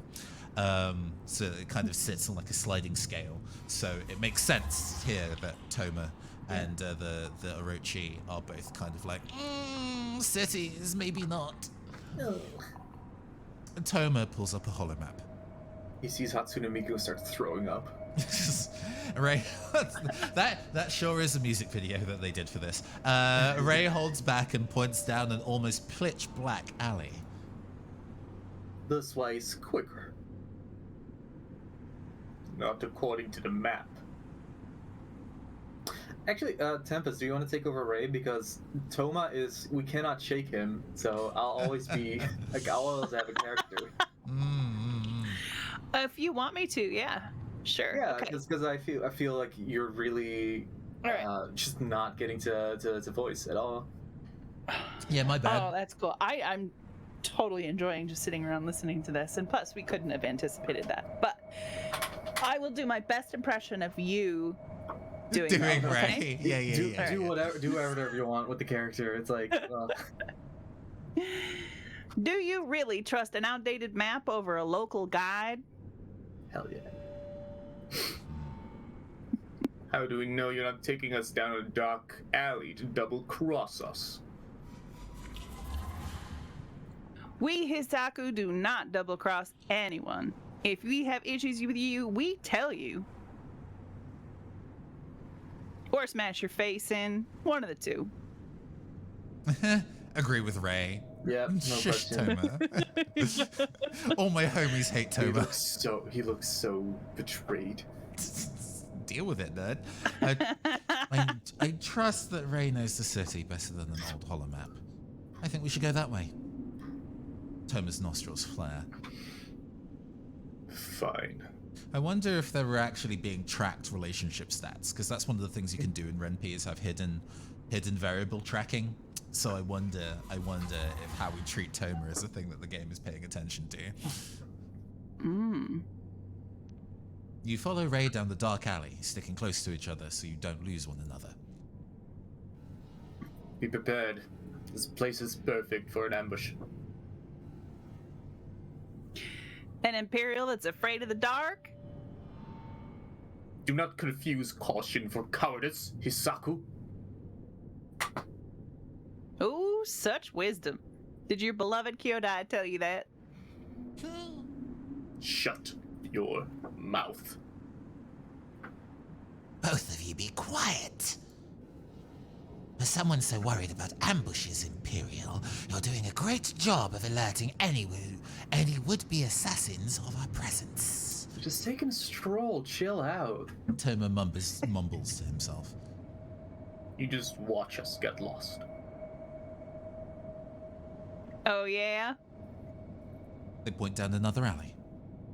Peeking through the darkness, you see a flashing sign with the word Itachi's. Huh. Great. I heard they Pleasant. make great back massagers. You enter the empty noodle bar. A little bell on the door chimes. Yeah, what do we say? I mean, being sardonic here, I just noticed that the bowls and noodles are floating. That's so unnecessary. Jesus. It's so extra. Oh, no, that's great because then you don't have to hold it up below your chin while you're going at it. Yeah, stretch. Got a free hand for looking at your phone. A free hand for looking at your phone while you're shoveling noodles in. Yeah. That's true, but if you're using chopsticks, it's like if it's floating, then it's gonna topple very easily. It's gonna shake and spill all over. Right? I think. Only the most hardcore people eat at Itachi's. True. Anti-grab ex-astronauts. Anyone there? There's an optional bid, but no one is, you get frowned at if you actually ask for the bid. A rat-like head pops out of the kitchen.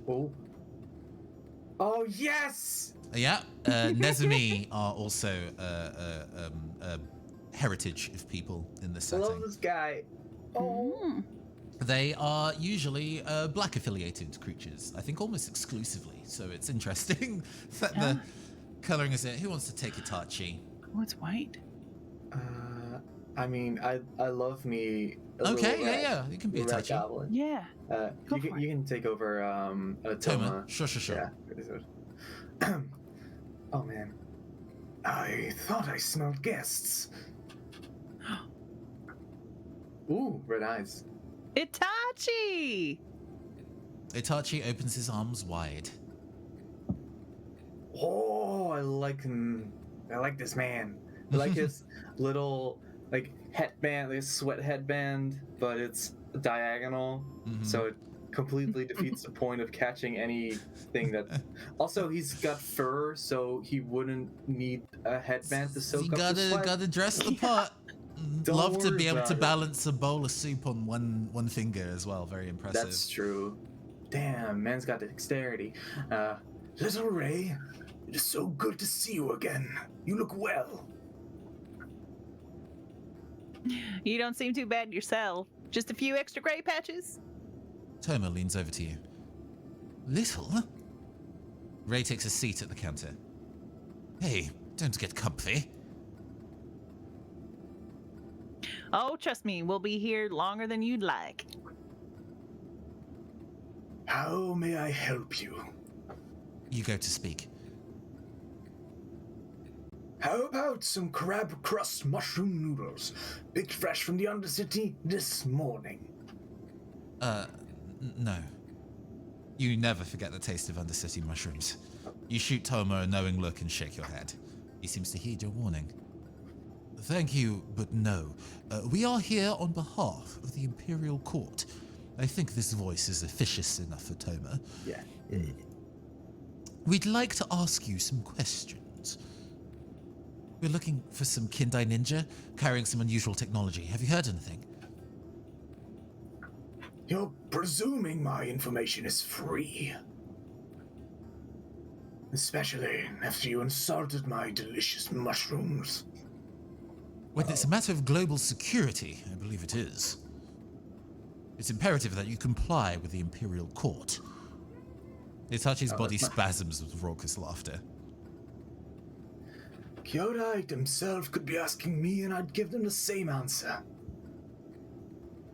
My information costs. What's the cost? He laughs again. Noodles, of course. What else? Toma frowns.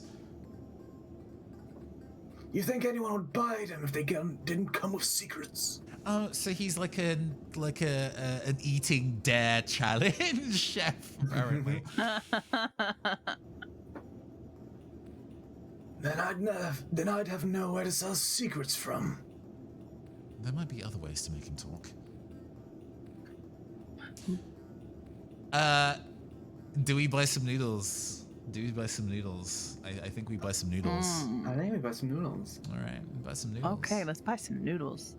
Now I want noodles. Fine. We'll each take a bowl of the crab crust mushroom noodles. Asuka licks her eyeball with excitement. Her eyeball? Okay. Yeah, snakes do that, I guess. I love mushrooms. And you're in for a treat. He turns back to you. Just the noodles? Just the noodles. Be right with you. I probably should have said the noodles and the information, and I'm gonna get gotcha'd after eating a bowl of terrible noodles, but let's go. Oh, yeah. We're gonna be sick, aren't we? You wave your electronic coin purse over a scanner. It makes a that's pleasant tacky. wind chime-like noise. Itachi jumps into action, flying around the kitchen like a master dancer who's practiced this routine his whole life. He places 4 hot bowls of mushroom ramen in front of you. Thank you, Itachi. Now sit, eat, and listen. Stay in one, listen. I hear whispers of strange moonfolk appearing in town. What's strange about them? A question will cost 1 onigiri. Are you That's kidding me? That's a jelly donut for all you Ha! anime watchers out there. But Itachi goes to pat Toma on the head, but Toma slaps the clawed hand away. Itachi shrugs. Oh, Secrets aren't free.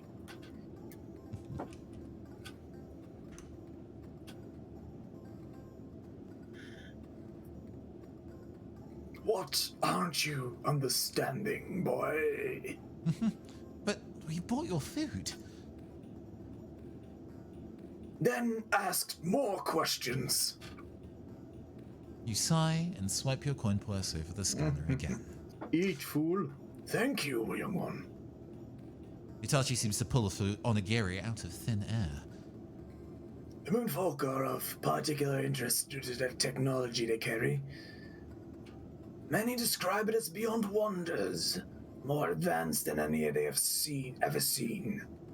Asuka bangs her fist on the table and hisses. It has already begun. Where were they seen?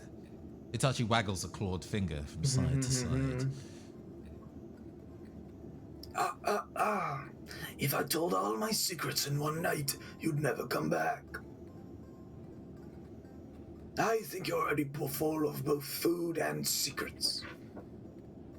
Now, finish up your noodles and get out. Toma goes to get up, but you stop him and shake your head. Let's go somewhere else. You bustle up the noodle bar to the darkness of the Undercity. That went well. Okay, now we know now we know there are some important moonfolk arriving in Tawashi, and I will pass this voice back over to Ruben. Okay. I just gotta say, sorry, your Itachi was absolutely wonderful. I absolutely love that. Thank you. I can't do aged voices, so I'm really glad you took that, but also because it was brilliant. Continue. Oh, thanks. Yeah, no, if I see, Nathan knows, if I see a goblin or like a rat, like adjacent person, like, I need I'm on that. I seem to have multiple fans of goblins and rats within Phantom Arts Entertainment, so I like to delight whenever they appear on screen. But yeah, go ahead. We don't know when or where, or even if they're related to our missing Kindai. We'll have to keep looking around then. Where to next? Okay. I guess the pertinent question is, do you still want to do Lost Kingdoms tonight? Yeah, because I usually only stream for about 3 hours. I think Lost Kingdoms is just going to have to be pushed to another day. Sorry for the fam that came to do some Lost Kingdoms. But I do kind of want to see where this goes. We'll push it for another day. We'll see if I can find another time. On like Saturday, I'm going to be doing some daytime Gunpla building, and I might transition. I might transition into some Lost Kingdoms then. So apologies for deferring that stream to another day this week. I hope you all understand. The Strange Workshop wasn't one of the things on the list to go visit, but the fact that it's here feels like progression to me. Yeah. Yeah, no, let's go. Let's do it. I like the side tracks. Ooh. Oh. This background is very Library of Ruina and how it's been rendered, actually. It's nice. A blue glow frames the sliding door of this ominous-looking building. Faint, odd beeping noises also trickle through. You cautiously open the door and discover benches filled with wiring, circuit boards, holographic blueprints, and various other alien devices. A black and white rabbit sits on the counter, twitching its nose at you. Asuka visibly squirms in discomfort at the sight of this room. I've got a bad feeling about this. Me too. It's worth investigating, unfortunately. So much junk tech lying around. Who owns this place? A door opens and a short moonfolk with a huge colourful snail on her shoulder strides in. This is Kira Benito. Another moonfolk with a nervous look on her face hurries to keep up behind her. And this is also another, I think, guest person, but I do not remember who they are. So we have 2 moonfolk scientists here. I don't mind taking one of them. I don't know who I want to pick. They feel much of a muchness, really. And also, Moonfolk Scientist is really not narrowed down which person is speaking here. For real? I'll be the snail if it ever speaks. Shall I take the lady with the snail, and you take the redhead, Tempest? I think this is the redhead's line.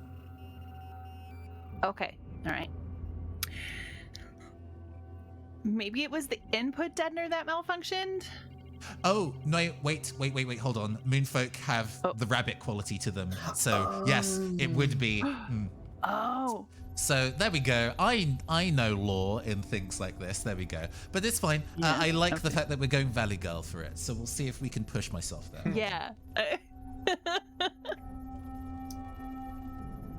Take a sip of water. Maybe it was the input deadener that malfunctioned? I don't think that's it. No, of course not. They had to be the multi-layer... it had to be the multi-layer Kami crystal synthesizer. Duh. I think the reason your new rice steamer exploded was because you used a Kami instead of volcanoes. Oh, Kami of volcanoes. volcanoes. The property of volcanoes within one rice steamer.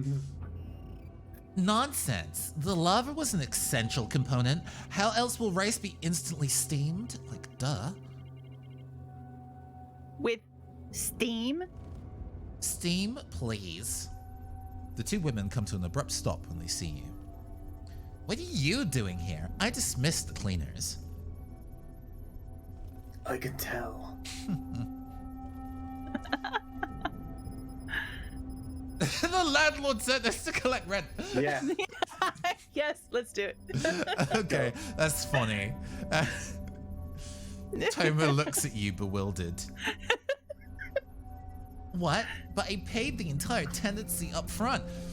Do you not know to never trust a landlord, Moonfolk Yeah. scientist? No, never. Never. Tenancy. Like, You did? How rich are you? That's, forgive my comrade. Wow, where does his voice go? Forgive my comrade. We've had a long day. Wow. Okay, hold on. Itachi is just in there. A rat crawled in my throat. you can take a softer voice if it's beating you up. It's fine. Ah, we're Imperial Samurai. Oh, like, why didn't you say so? Why are... Oh, no. Why are Imperial Samurai barging into our workshop uninvited? 'Cause we're collecting content. We want to see all this game has to offer. We're doing it for the gram. We're on Twitch front page right now. Are we? We were. For a Oh, bit. Yeah. okay, rad. Neat. Sorry, continue. We're the ones who'll be asking questions around here. Okay. Oh, I kind of expected you to resist. Why would I? I love questions about my work. Why do you think it's about your work? Why else would you be here? I wish I knew the answer to that as well. Dun, dun, dun, dun. You still haven't explained why you're here. They can't soon, but first, introductions. What? No! How fun, I'm Anita. No introductions. And my friend here, Bestie, is called Shurjoka. Shurjoka sends her an icy look. You're the worst at being secretive. Oh my god. Aren't I just? I'm a snail.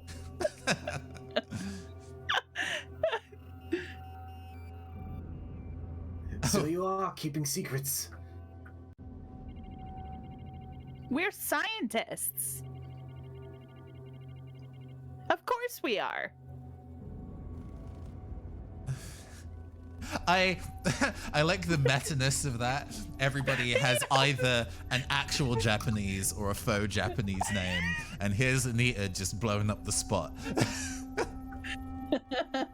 Which, to be fair, we were having a conversation about this the other day on the Pokemon playthrough / chat show that I do with Will. Where it's like, hey, there sure are a lot of very white Western streamers who have decided to go by very, very East Asian names for their VTuber characters. And all I can say about that is, So, you know, refreshing, maybe. That they're trying to not go under the conceit of trying to be. Some sort of Xantu's visage. Yeah, that Don't it's worry. Anita and not Amaterasu is clearly a very intentional choice. But we won't dwell on that. Can we just move on, please? Yeah. Okay. Yeah. Oh, I think this is you, Tempest. Oh, sorry. There you go. Yes, please go. No, that's not what I meant. I know. I was just hoping it would be. Shijoka sighs. Okay, ask your questions, then please leave. We're looking for a couple of fugitives. He looks at Anita. She seems to realize that you're not here to ask about her work after all. They're Kindai futurists. Perhaps you'd know where we can find them. Bah, as if. I'm not exactly friends with the Kindai, those close-minded fools. She sweeps one of her arms in a dramatic gesture, knocking over a delicate-looking device which Shijoka barely manages to catch. I have nothing to do with the Kindai, and haven't for many years. That's just what a Kindai fugitive would say. Anita throws back her head and laughs. Oh, trust me, it really isn't. Those big-headed fools love to boast. So, if you're not part of them, why are you here? What kind of question is that? Am I not allowed? I wasn't aware you're the mayor of Tawashi. Ray laughs. Up until this point, I thought this was a nice place to do my work. He didn't mean anything by it, it's just... Otawara would be better equipped for this kind of research. Why not stay there? They don't understand my genius. I just had to get away from there. Otawara was stifling me. You and Toma exchange a look. I see. So, you have no knowledge of the fugitives we speak? Absolutely not. Asuka leans closer to you. This woman is speaking the truth. How do you know? I know what to look for. I wouldn't be vouching for someone like her if I didn't believe it. All right, we believe you. We do? You nod at him. I see. I guess we do. Of course you do. Why wouldn't you? Great. Now you can leave.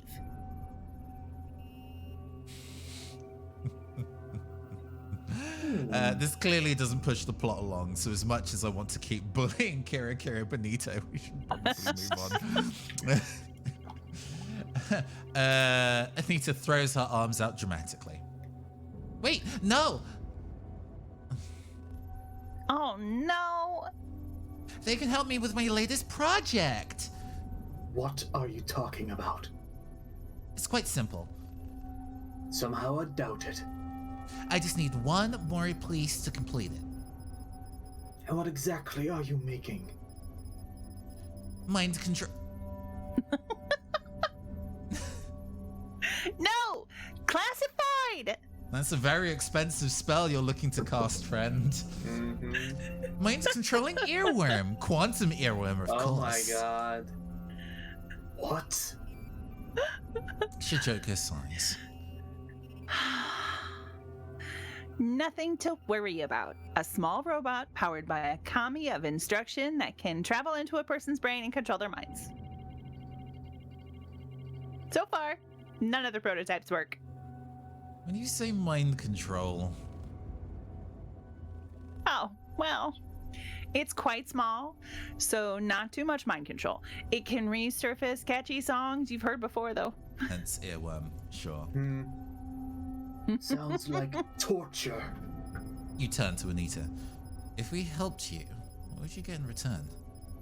I've got a spare quantum compressed full spectrum plasma cannon that you can have. That sounds insanely dangerous. That sounds amazing. Do you put quantum in front of all your inventions? Yeah!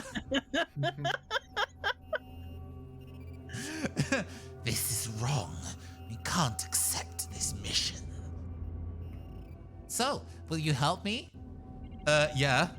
Give me that cannon. Yes. Hell yeah. Excellent. Asuka flashes you a steely gaze and hisses. I warn you, our interests diverge. I do not care. Asuga greatly disapproves. Oh no. She's Our going to run interests- away. Our interests were never aligned. So, what do you need?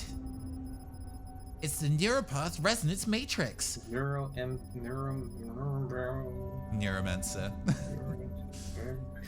Are you making these words up?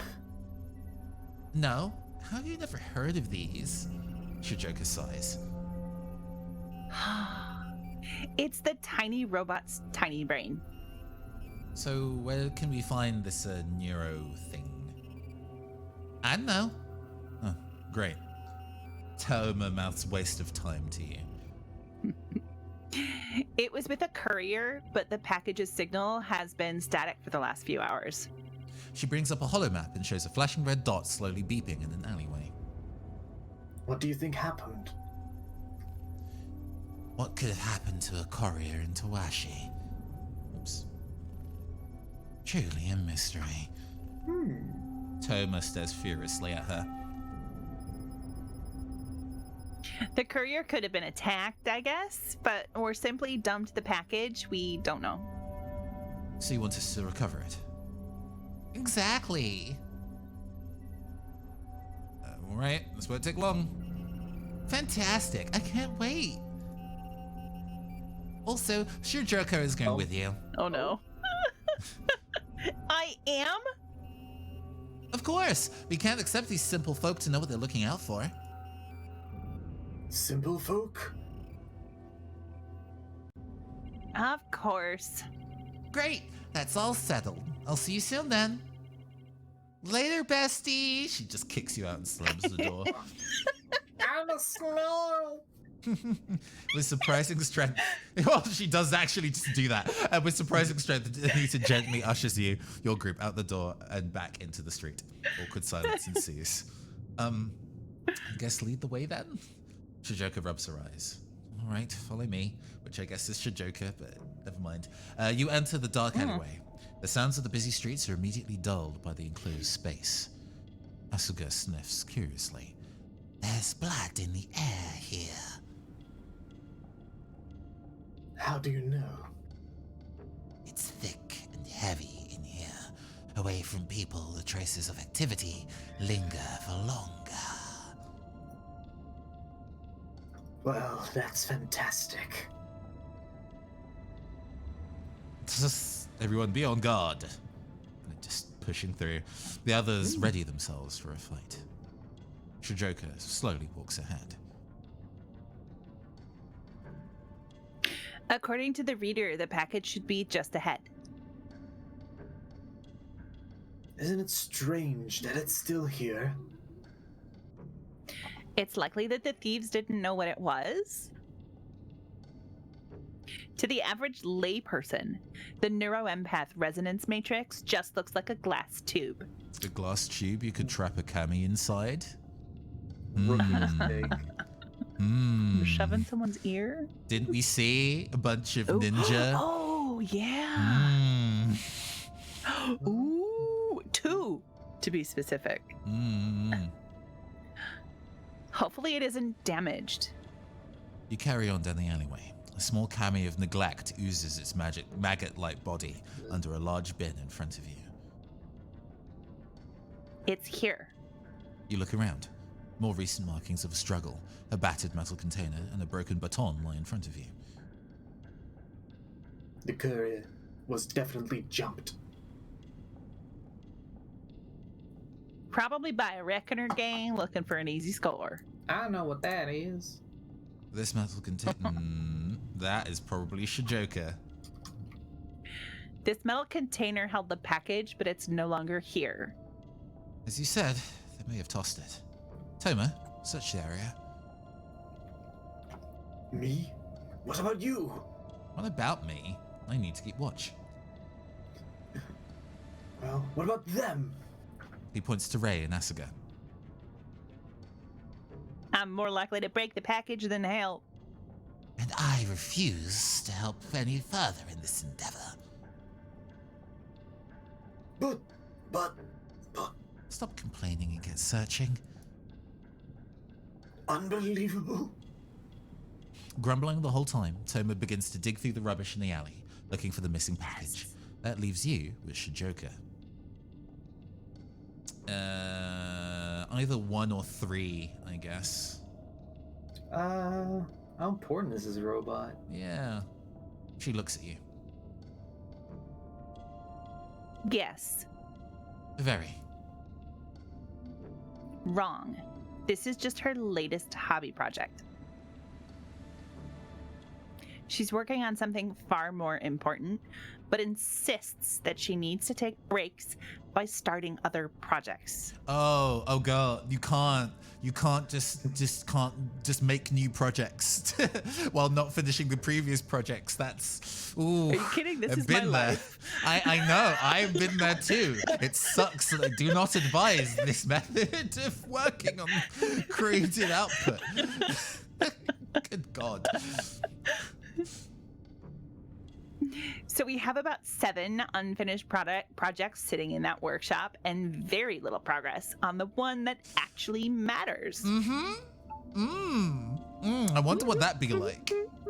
That sounds inefficient. Tempest looks behind them. It is.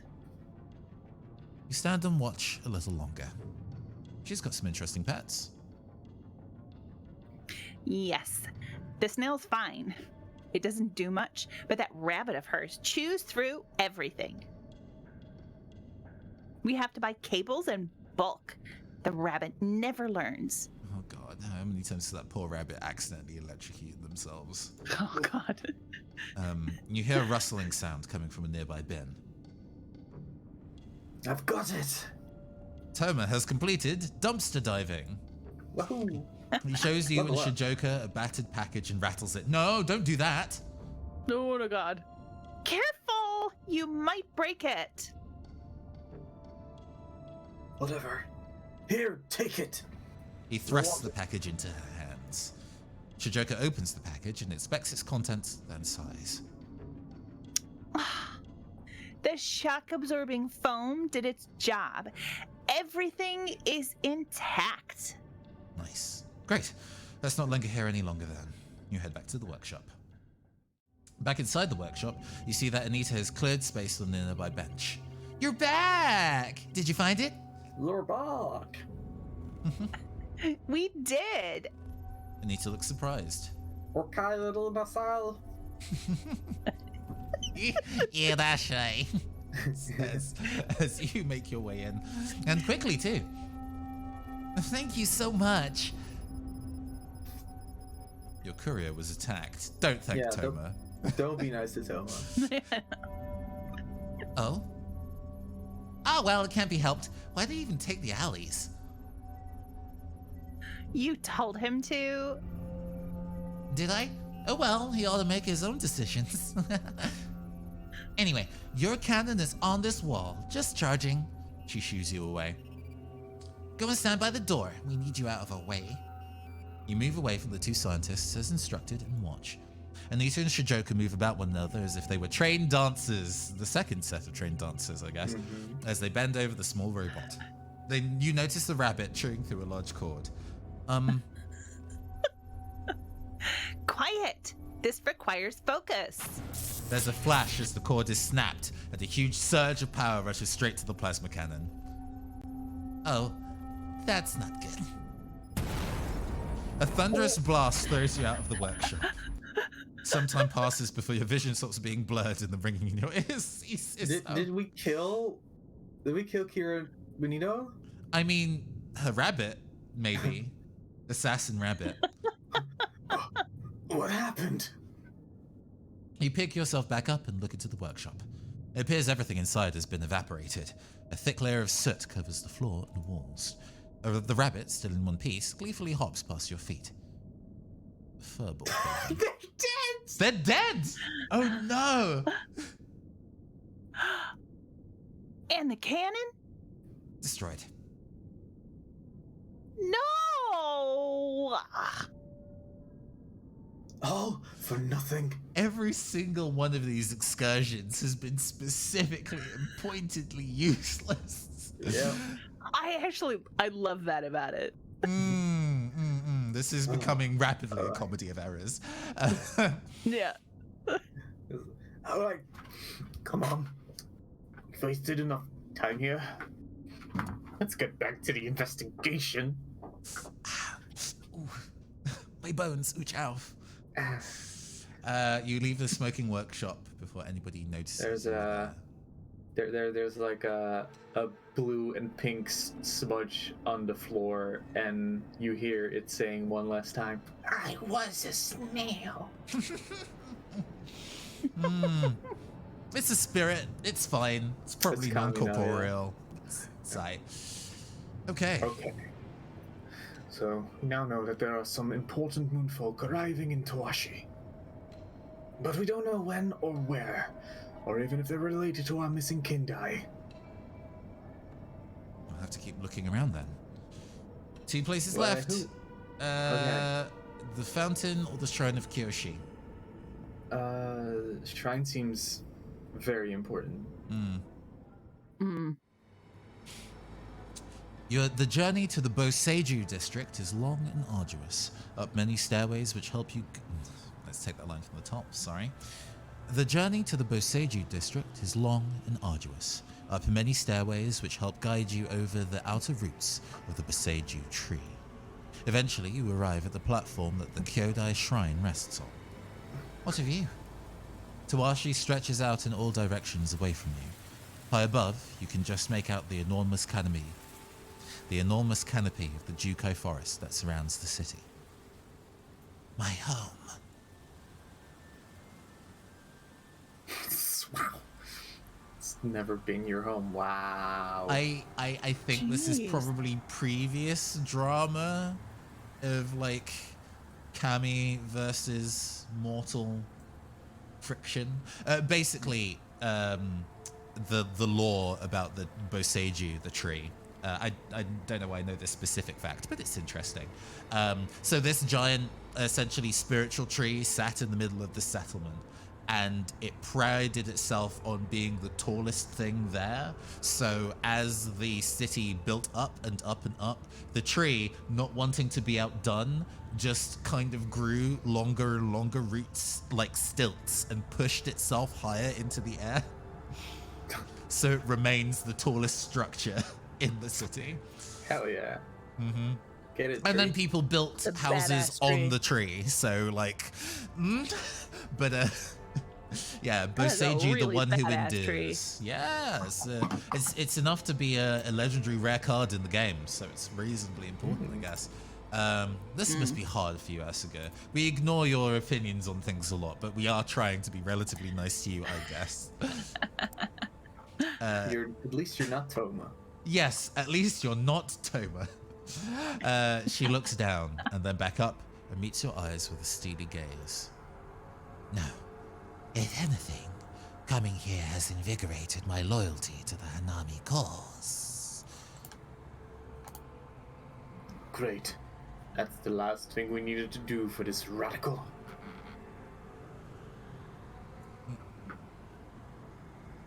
Sip of water. Toma breathes in the fresher floral air, and you see him start to visibly relax. I've visited this shrine many times. When I've needed guidance or comfort, I've sought out Kyoda. Sorry, give me just 1 second. Yeah.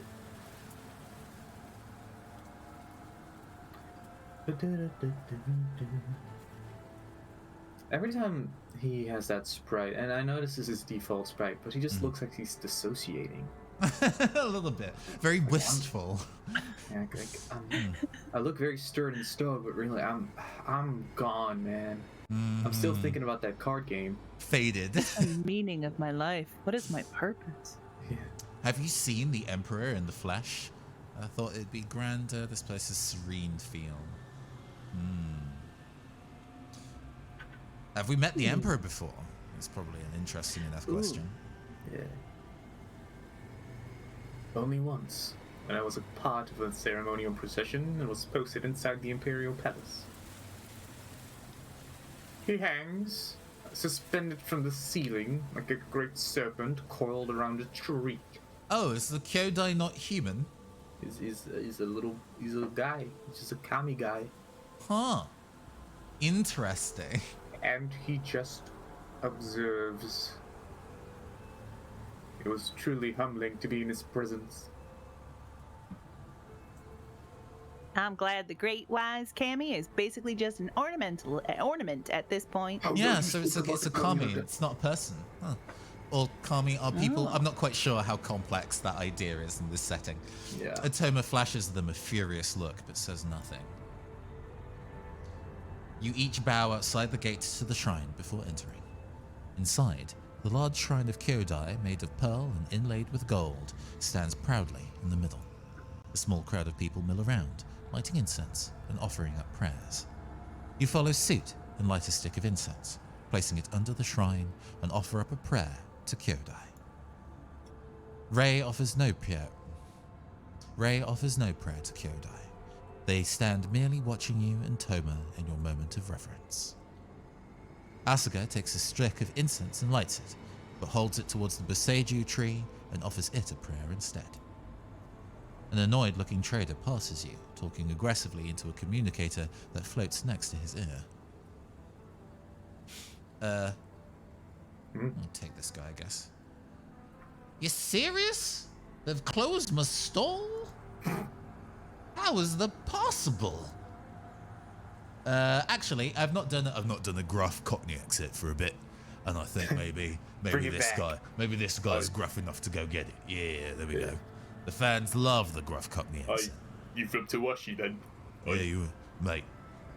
I was given no notice. This can't be legal. A keeper of the shrine gestures from the man to be quiet, but the man merely waves her off. That man is destroying the serenity of this shrine. We could always kick him out. We could always say something to him. He might have info. He clearly sounds like he does. True. And we love information. We're Imperial servants, after all. We have the authority here. No, that's not why. Yes. It'll help blow off some steam to No, that's not harangue why. random civilians. Do your Using job, Toma. Using our uniforms as a means. I was going to say Toma's always on the job, but that ain't the job, buddy. The man passes by you again, swigging from a flask. Let me just turn off my body cam. Oh, no. Easy now. Easy now. Not saying you're incorrect, but easy now. Yeah, I got you. Ooh. Oh, I see. So because they're a bunch of high-up moonfolk, they can just muscle out an entire sector of honest traders? I'm sorry, I thought this was Tawashi, but I guess it's actually Otawara. Huh. Did he mention moonfolk?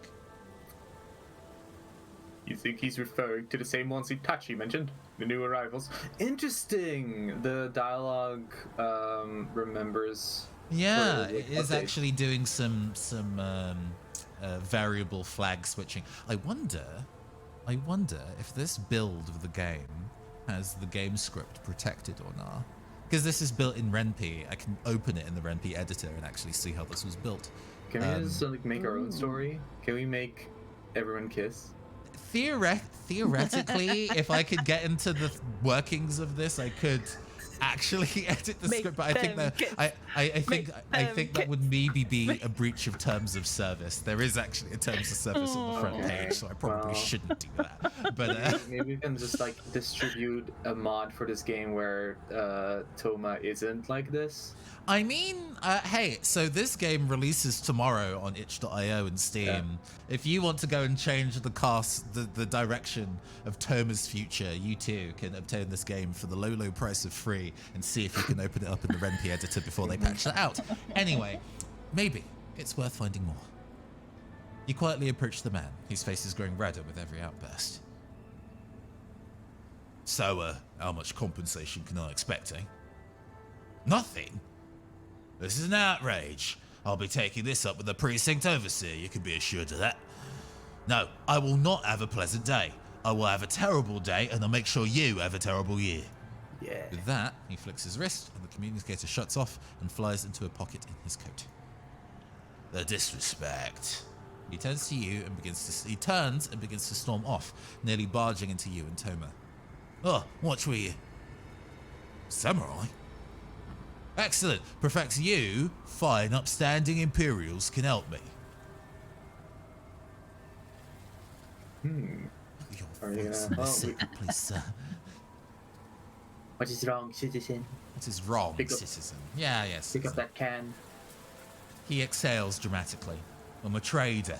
I run a stall in the market district selling only the finest in tech and trinkets. We're not? We're not interested in a sales pitch. Right, of course not. Anyway, I just found out that an entire section of the market is being closed off. And of course, it's the section with my stall in it. Why is it being closed off? The trader looks at Ray as if only just noticing them for the first time. He steps back. Not at all. All I've been told is some important moonfolk are taking the space.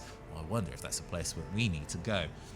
No warning, no compensation. How am I, a Tawashi citizen, treated worse than an Ottawa moonfolk? Don't be nationalist, you weirdo. Come down. The world's gone mad, I tell you. I'm just telling you how it is. You listen to my podcast. Moving on. Asuka rolls her eyes.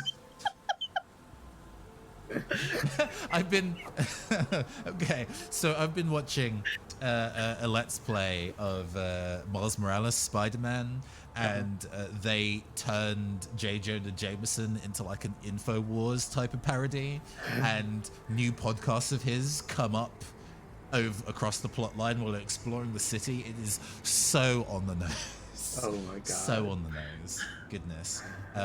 It's actually quite funny. My people were banished from our homeland to make way for someone like this. Just as with Ray, the trader only now seems to notice that Asuka is standing there. He backs up further. What's this? What's going on? These two don't look like Imperials. Oh really? How does an Imperial look like, huh? I've never received a nicer compliment. Oh! Damn. Asuka, go off! Go Yes, off, queen.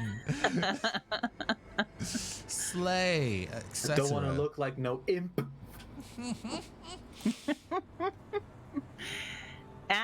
We're much tougher than an Imperial. Toma waves his hand at them. We're asking the questions here. When will these moonfolk be there? They're apparently setting up now, or currently doing it, I don't know. It's today, either way. Look, can I go? I might as well do something with my newfound time off. Get out of here, and remember to be more respectful next time. Oh, I'm reading in too whatever. much of the... You still got that imperial vibe going. You're good, you're good. He leaves yeah. the shrine. Yeah. So these moonfolk Itachi mentioned, they could be the ones at the market. Indeed, but it could also be a dead end. Should check the fountain to see the ninja pass through the area. All right, that's why we were here, right? Oh, Looking for these yeah. ninja. yeah, right. Continue to Oh, not find these whoa. ninja. Yeah, Whoa, big fan. Floating orb. Big. I want all my water to come from an orb. There's actually one of the other planes in Magic the Gathering, Zendikar, the plane of adventure, has these kind of like floating islands, and a lot of the land art that you can play has these kind of gigantic floating islands endlessly spewing water. Very pretty, very, very pretty set. You follow alleyways, descend and ascend staircases, and cross numerous streets for what feels like an eternity. I'm going to take that from the top, that bugged me. You follow alleyways, descend and ascend staircases, and cross numerous streets for what feels like an eternity as you make your way to the center of the city. An enormous sozu stands in the middle of a pristine rock garden. The water rushes down from the large metal rocker, which is suspended in midair, likely through magic. Advertisements light up through the flowing water. Every 15 minutes, the rocker tilts, filling a large pool that sits underneath it. As the rocker finishes its tilt, harmonious chimes sound out across the courtyard. Oh, yes, the sozu are usually that big bamboo ducking seesaw that are in fountains. The one that goes donk once it once it releases all the water. I know what that is. Cool. Weeb status restored. I was like, is that a bell? I don't, but no, I know what it is. What a shame to cover something so beautiful in horrible adverts. Still, other than the Boseiju district, this is my favorite part of Tawashi. We agree on something there, Hanami. Did you know that the sozu purifies the water for this part of the city? An artificial solution to something nature once did for us. Do you never rest? I'm growing tired of your lust for nature. Yeah, stop doing that. And I tire of your lust for the Empire. No, I stand at attention and at attention for the Empire. They stare at each other coldly. High noon on my sundial, anyway. That's fascinating, Costa, but we're not here to play tourist. Look, I see 6 captured trees in this courtyard. Ah, so they have magical trees that act as CCTV cameras. Oh, so you weren't wrong. Literally, the cherry trees are. Because we established that there are things as hollow cameras and hollow, record other recording devices. But I guess if you want to implant it in a way that looks non-conspicuous, you put it in the tree. If you know that they're called capture trees, then you're just gonna not stick around trees for very long. If you know what one looks like, yeah. I mean, I like the adjacent to Cyberpunk being like Biopunk, where they use genetic engineering rather than technology rather than like metal to create new technologies. I like the idea of using genetic engineering to breed a camera into a tree, and find some way of being able to read data out of that. That's really cool. But still, did you know that the UK actually has the biggest collection of biggest density of CCTV in the world? We are the biggest surveillance state in the world. Yeah. I did know that. Yeah. Well, it's something you learn coming from the US, where you're like, CCTV exists? What? Nobody has CCTV, which is a lie. There's a lot of it in the US. But you come here and it's like just out here. You just see them. It's funny because I am so used to seeing them. I don't necessarily, when I go like abroad, I don't look to see if there's a comparison level. I just assume that I'm being observed. That's maybe bad. Yeah. That's maybe a bad thing. Maybe. Listen, if the surveillance state is just an assumption instead of a contestation, then maybe. Yeah, these trees creep me out. Yeah. Only those with something to hide need fear them. Which Right. makes sense for Toma's perspective on things. Yeah. Yes. Let's just forego the idea that everyone's innocent until. You're so deluded, Toma. He ignores them. Tell him, Ray. Let's find the nearest control point. This is going to be a hassle. You spot the control point. It's tucked away amongst paper lanterns high above the courtyard. It's clearly got a view of the entire space and more beyond. Do we have to climb all the way up there? Do you ever stop complaining?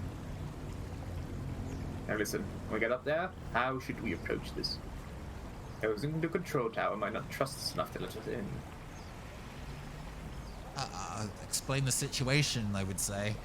Asking nicely, not necessarily, and demand the footage. Well, we don't have a warrant, so no, we're not going to do that. Not being detained, officer. If we're being reasonable, they'll have to be reasonable, right? I suppose it's possible. But which bits are you going to tell them? Because most of it is classified. Oh, you know, we have to find some people before they get away with the thing and ruin a bunch of other things. You have such a way with words, Caster. Have you considered writing poetry? You wave her sarcasm off. They shouldn't have sent a cop. They should have sent a poet. This is never going to work. You don't trust me? Barely. Okay. Climb up Conversation flag reached. Social link up. I don't know how many social link ups we're looking for against Toma. You climb the seemingly endless staircase to the door of the control point and boldly knock. No response comes from you then. Open up. We're Imperial servants and demand access to your captured tree footage. Some time passes with still no sound or hint of movement from inside the control point. Stand aside. I can break this door down. No, just wait. Ray tuts. Fine. You knock again and are surprised when the holographic sign beams up a small port in the door. Back in an hour. A countdown reveals that the occupants of the control point left just 10 minutes ago. Such shameful idleness. He storms off and stands on the ledge overlooking the courtyard. All right, Ray, break down the door. Yeah, just do it. Yeah, fuck it. Screw it. So, now what? Come here, quick. What is it? I found them.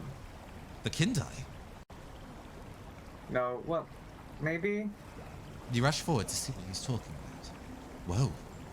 Projected onto the waterfall, 3 graceful moonfolk stand 20 feet tall over the courtyard.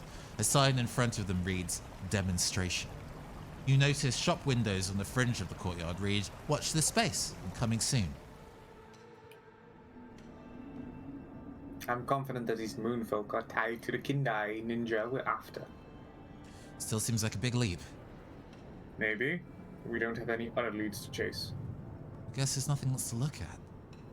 Let's head to the market. Let's go. Agreed. All right. I assume this is the denouement.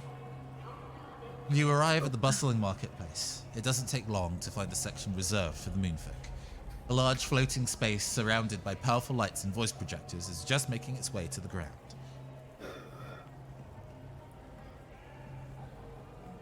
Hardly being inconspicuous. Toma nods. This is strange. It's not how I'd expect a Kindai to act. Oh. Thank you all for coming to our demonstration. May you continue striving for new innovations and discovery. This is more what the moonfolk look like. They kind of have like hair tentacles rather than the rabbit ears that Anita had. The platform finishes its descent and the crowd disappears. The moonfolk wait while it thins out. Now's our chance to talk to them. How do you want to handle this? I could threaten their leader. Moonfolk are tall and spindly. I can easily lift him. Crush that little man. This is ironic coming sorry. from Toma. What? No, you barbarian. Not 2 hours and maybe 20 minutes ago, you were like, kill this snake woman. Right? But it's okay because he wants to do it. Don't even know how they're connected. Wow. If they're connected Stopping to to orbs. ask questions. He's learning. That's growth, kids. You're no fun. Do you know that, Toma? See, they can be reformed. We could listen in on their conversation. Huh. I hardly expect them to loudly announce their intentions while in the middle of this marketplace. I don't know if they seem as thick-skulled as you. Oh, damn. Why you? Enough. I want the snake's like floating mass to go like, damn. Oh, yeah. Oh, snap. Enough! Quiet, both of you! I say to the characters in the video game and not to my fantabulous guests. You think for a moment. A direct approach might put them on guard, but it's doubtful they'll attack us in this crowd. Yes, a direct approach is probably the best option we have. But should we all go? You might feel more at ease if it's just one of us. Yeah, leave him behind. Alright, I'll go. I'm not having Toma go in and being like, you are under arrest! Wait, I said I wouldn't. Yeah. Like, walking up to them, like, just being like, okay, keep it cool. We're not going to go 110% cop immediately. It's fine. We're just going to be... You're under arrest! Then immediately Toma goes like, I feel threatened! That also comes up in the Miles Morales Spider-Man, and it's also super on the nose. Okay. Alright, if you're sure. I'll stay back here and cover you. You head towards the Moonfolk, who are just heading for the edge of the platform. They stop as they see you approaching. Oh, would you look at this? We have a guest. What can we do for you, fine Imperial? We're being overly friendly. We're looking for some people? Oh, so why come to us? We've only just arrived in Tawashi this morning to give this demonstration. Sure you did. I'm sure we don't know anything, and I think he's probably going to get considerably more snide and snide as the conversation goes on. I'm sure you don't know anything about these people you're after. You sure? They're Kindle futurists. Yeah, that's just not like you. profiled him. Ask something else. Let's see if there's other options. I'm down should with I the ask middle. them? Oh, okay. So we have other options in terms of opening them up. This demonstration was very last minute, if you've only just arrived here. See, this is kids. This is what being a detective is. You go to places and actually ask questions and gather information. And not necessarily just go to an arcade and play card games, but you know. No, but you have to go undercover. If you're like a juvie cop, you have to infiltrate the pinball ring. Hello, fellow Yeah. kids. Yeah. Yeah. The Moonfolk leader rolls his eyes. That's just the way these things go sometimes. My lab decided it would be good to drum up business after some successful trials earlier this week. And it happened that we found a good spot in Tawashi that would accept our demonstration. Is he telling the truth? You can't tell. Alright, it's been fun talking with you, but now we really must get going. Alright, thank you for your cooperation. You bow and let them pass you. You head back to Toma. So... Oh, So, what happened? we only got to ask one question? Rah, alright. I'll tell you on the way. The way where? We're following them. There's something Yeah, odd that's about what I them. thought. I don't know what just yet. You head off into Might be the crowd hair of shoppers. tentacles.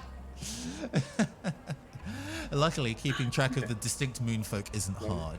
The fact that two of them are of a darker shade than the other, they I think almost seem highlighted. I think it's just to highlight which one is the one who's Yeah. speaking, Yeah. rather than they're just permanently cast in shadow, Yeah, ominous exactly. beings. It's like the shadow beast, the dark side of the moonfolk. Ha! Very good. The moonfolk move slowly and Wow. delicately through the crowd, each carrying information tablets. Why are we leaving? We're not. They're up to something. We need to find out what. Want me to bash them? No. No bashing. Do that on your own time. Now's the perfect time to eavesdrop on them. Why do you think they'll just blurt out their plans? They do in the holovids. This isn't a holovid. This is a holo novel. Get it right. Looks at the camera. Only Monica. And Toma, and he just like walks out, crawls out of the computer screen. We should just threaten to bring them in. Mm-hmm. They're suspected of endangering the mergers. We'd be cleared to do it. You think we can take them? They're strong enough. You disperse into the crowd of shoppers and traders. You follow the moonfolk to a small landing area where their transport awaits. A number of crew are busy packing away their equipment. The three moonfolk got onto their transport, leaving its sides open. They're alone. Now's our chance. As you prepare to approach them, the leader pulls out a communicator. Wait! You duck behind some cargo. Meishu, the demonstration was a huge success. You can't hear Meishu or their response. No, we have not made contact with Team Yugen yet. We're following up on some leads and prepping their evac upon locating them. There's a pause while Meishu responds. Understood. But you should be aware that the Imperials are conducting their own searches. We've just encountered some. I believe we've deflected their interest. Ooh, you effed up today, son. Another pause. Yes, Meishu. At once. With that, the moonfolk closes his communicator. They can die. Shh. The moonfolk leader looks around, then continues looking at his information tablet. What was that noise? We know they have the information. Now is the time to confront them. What's the plan? Bash the leader. Oh yeah. Bash. Yeah, let's bash him. We gonna bash him? I think we want to attack from the I kind of want to do the, even though we're clearly supposed to be samurai, I kind of want to do the ninja attack from the shadows. Maybe. Yeah. I don't know. But maybe attacking them is a bad plan at all. Really? Should we be trying to use violence here? I don't know. Yeah. We've been so polite to everyone before. All right. Let's get one in. Okay. I'm getting a little fed up, and So we're getting a little bit gung ho, are we? Yeah, but we're doing it the choosing? Ray way, not the Toma way. Yeah, fair enough. There we go, Ray. Yeah. Your time to shine.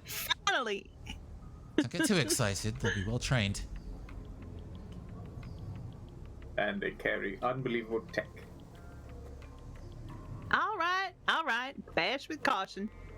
You follow Ray towards the moonfolk. Kendai futurists, surrender yourselves and your information. Ray levels their blaster at the transport. The moonfolk stare at them, bewildered. This is not a battle you can win. Leave here while you can. He places his hand on the hilt of his katana. Our forces are equal. We can take them. We can't do that. You surround the ninjas. Oh, they be ninjas though. Oh. They steady themselves, holding the hilts of their weapons ready to strike. You and Toma focus on the leader. These Kindai ninja are quick and have superior technology. We'll need to focus if we're to win. The one to your left charges forward. Her weapon unfolds like paper. Instead of a katana, a spiked chain flies at Ray. Ray! Parry! You think so? I don't know, it'd probably be duck. Which one is more Ray? Ray is probably duck. I don't think Ray has the reflexes to parry. Yeah. Yeah. Okay, let's do duck. I think you'll say like it's hard to parry a flail. If Ray dies, I'm gonna cry. Nope, they roll out the way of the chain and stand ready to fight. I told you to duck, not Nice. roll. Nice items though. Nice iframes. I love that. Watching somebody do a combat roll in real life and be like, nice iframes. Nice iframes, yeah. I need to take down one of these ninja so I can get to their leader. Oh, Well, throw a guess kunai. throw a kunai, which apparently we had. Yeah, I mean, we are a samurai. And do samurai carry throwing knives? It feels out of character. But, yeah, let's throw a kunai. Oh, You spin out of the way of another attack and fire a kunai from under your robes. It beds in her shoulder and she falls to the ground. Nice. You turn and get ready to face the leader. The third ninja whips another chain around Toma. Excuse me. He dances past it, snaking and dodging out of its path. Every time it strikes the floor, it glows a brighter blue. It's saving up kinetic energy. Black Panther, let's I go. love kinetic energy stuff. If it hits Toma, it could kill him. What is? Oh, hold on. What is our snake doing? Our snake woman. Nothing. I guess Africa? kind of like crawling on the yeah. ceiling right now, Just waiting for a Mocking us sneak from the attack. edge. It's because the text mentioned like we're equal, but that's not true. We should outnumber them by 1, but I guess the Maybe the it's game considered equal game didn't. because they're I better think- fighters. I think the game just forgot about the snake. Oh dear. no. Oh dear. Do we distract the ninja or shout to Toma? Let's I guess we not help distract the Toma. ninja. You don't want to distract Toma. Yeah. Yeah. No, I mean I don't want to help Toma, so Oh, you want to like go like Toma, and he looks No, and just no, gets like- But if stabbed. he dies, we will probably also die. that's a fair trade. We just want to see Toma die, whatever it takes. Like your songs. We've been trying to get rid of this boy since the start. I guess we're distracting Toma. Okay. Toma, look out! You break his rhythm, and the chain catches him on the back with a crack like thunder and strikes him to the ground. No! I'm okay. I'm okay. Damn it! Aw, are you sure? Ugh. He swiftly pulls himself back upright. Ugh. Hold on. Castor, the leader. The leader steps back and pulls up what looks to be a simple triangle of paper. He activates it, and it soon unfolds into another katana. Whoa. Dual wielding 2 of these formidable weapons, he charges you. Use your snare. That gives you no tactical advantage whatsoever. Yeah, dual wielding seems, yeah. It's really clunky. Does no one read their HEMA texts? Come on. Please, you want a shield or a parrying dagger. That's it. Or sometimes the cloak. Toma pulls out a handheld crossbow and fires it at the leader's feet. 2 round balls fling out a strand of steel string through the air and wrap around the man's ankles. What? He trips and falls to the ground. Ha, that did it. The leader pulls out a shimmering knife and slices through the steel string. Nani? He climbs to his feet and growls at you. Ray charges forward, using the blaster above their head. Hey there. They bring it crashing down onto the leader's shoulder. Oh, dang. He crumbles to the ground. Crude. But effective. You stand over the defeated ninjas. Wait, don't kill us. Tell us what you want to know, and what we want to know, and you'll be spared. When did you damned Imperials learn to fight so well? That doesn't sound like what we asked for. He raises his naginata. Hold! All right. We don't know where they are, but we do know they've sought refuge in the Undercity. You sure that's all you know? Yes, we haven't had enough time to gather more information. You look at Toma. You know he'd like nothing more than to slaughter these Kindai, but you shake your head. That would cause too big of an incident between the factions. You pull up your communicator and call your superiors. Explaining the situation, they agree to send a prisoner escort along immediately. Our lives are now in the hands of the Imperial Court and the Kindai Futurists. The 3 ninjas bow. We will honor whatever deal our factions make. Once the prisoners are secure, you start to make your way to the Undercity. Oh, okay. We've been going for 3 hours and we need to kind of close. We need to kind of do the closes out. So actually, this works. If you want to see how the story ends, well, this game is available to go get on itch.io and Steam, but I do personally recommend itch.io for free tomorrow. Cliffhanger, baby. Yeah. Cool. So I'm gonna go post this link here, and then we're gonna go and we're gonna go back here. I'm gonna find a way if we can save. Yeah, we can save. Cool. We can save that. Excellent. We can close that. Excellent. Okay. Yes. So we went went so much longer. Being told that this game is about an hour long. If you skip all the text, maybe it's beefy to read aloud. But yes. When we play through a session on Cyberpunk Book Club, we like to have a moment where we talk about what kind of ideas we can take away, because art, all sorts of art influences the art that we make. So are there some kind of cool ideas that we can take away from this? What does this game think? What do we think that this game is trying to say? Or like those kind of bits and pieces. So who wants to kind of go first about an idea to kind of take away from this thing?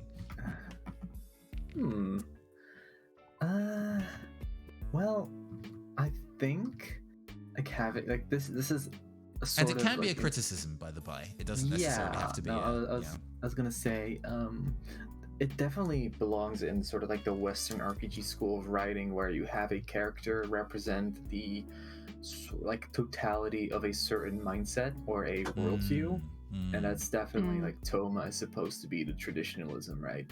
And everyone else has some other complexity to them, but in a very one-sided way. Like I represent this side, I represent this side, and we all hang out because of reasons. And I think that is, for Cyberpunk, discredits the setting, because that's using the setting as an aesthetic and not as something that is a very good basis to have really evocative and complicated stories on, because it's too character action that way. And that undermines, there we go, the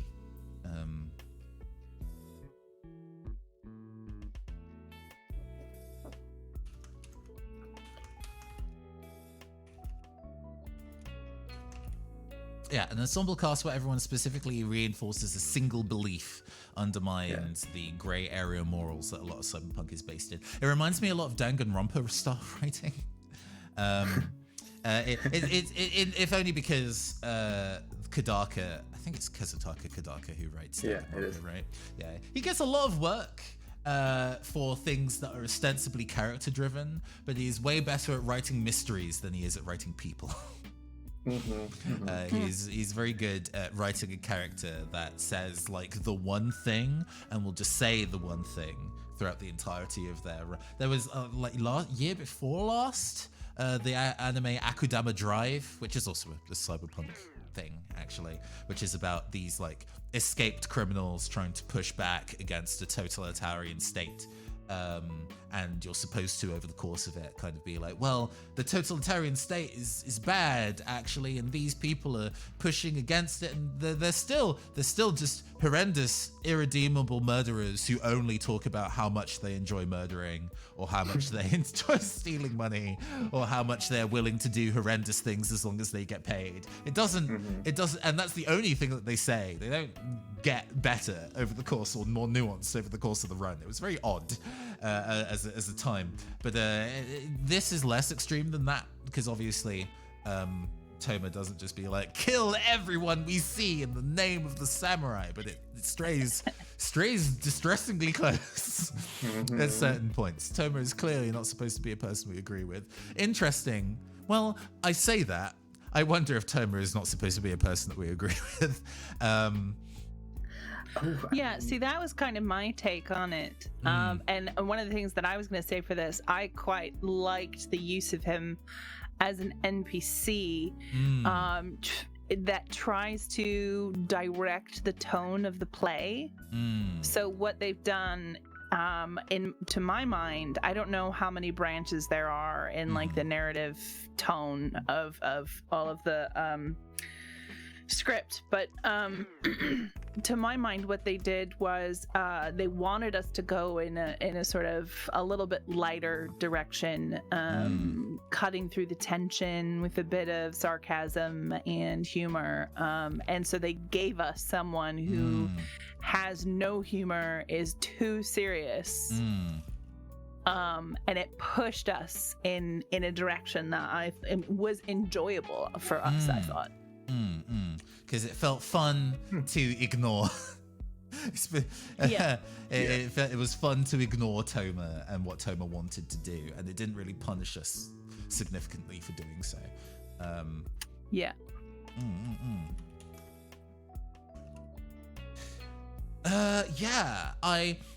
Let me see. What do I think? What do I feel about this? Oh, also, chat. So thank you for being really just enjoy. I hope you've all been enjoying the audio drama that we've been weaving for you for the last 3 hours or so. But we do enjoy if anybody in the chat also has thoughts about what the game was like, or if you have any your own feelings about how this game was written. Please do sound off in chat. I'm always fascinated to hear what people who watch us play through games also think about what they are like narratively, like not just, oh, this was a fun game, but like, what did the story say? Was the story about anything? I think this game is an interesting exercise on having lots of concepts that are only explained as via context rather than telling you. I found that really interesting, partially because, you know, one of our early discussions about this game was like, well, who is this game for? Is this game for people who don't know anything about Magic the Gathering at all?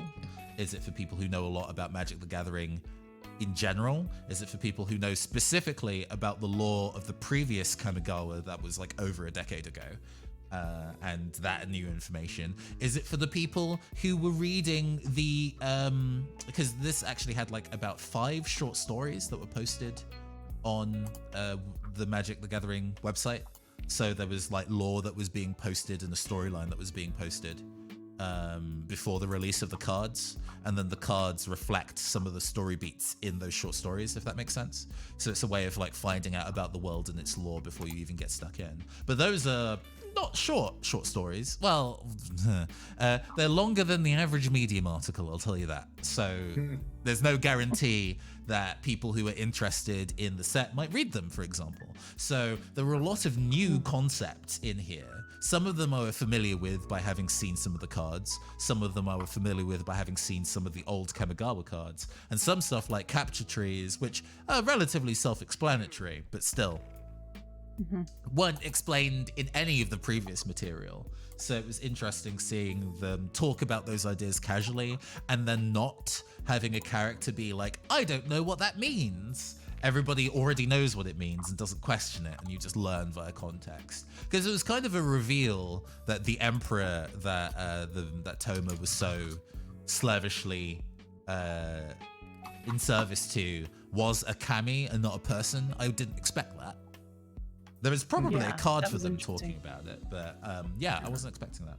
So maybe there's something to be said about like having a story about like an imperial cult, and then the deification of like that emperor, and then having that emperor literally be a god, sort of like mixing like the myth around his rule, their rule, with like, no, but for real though, he is a giant dragon.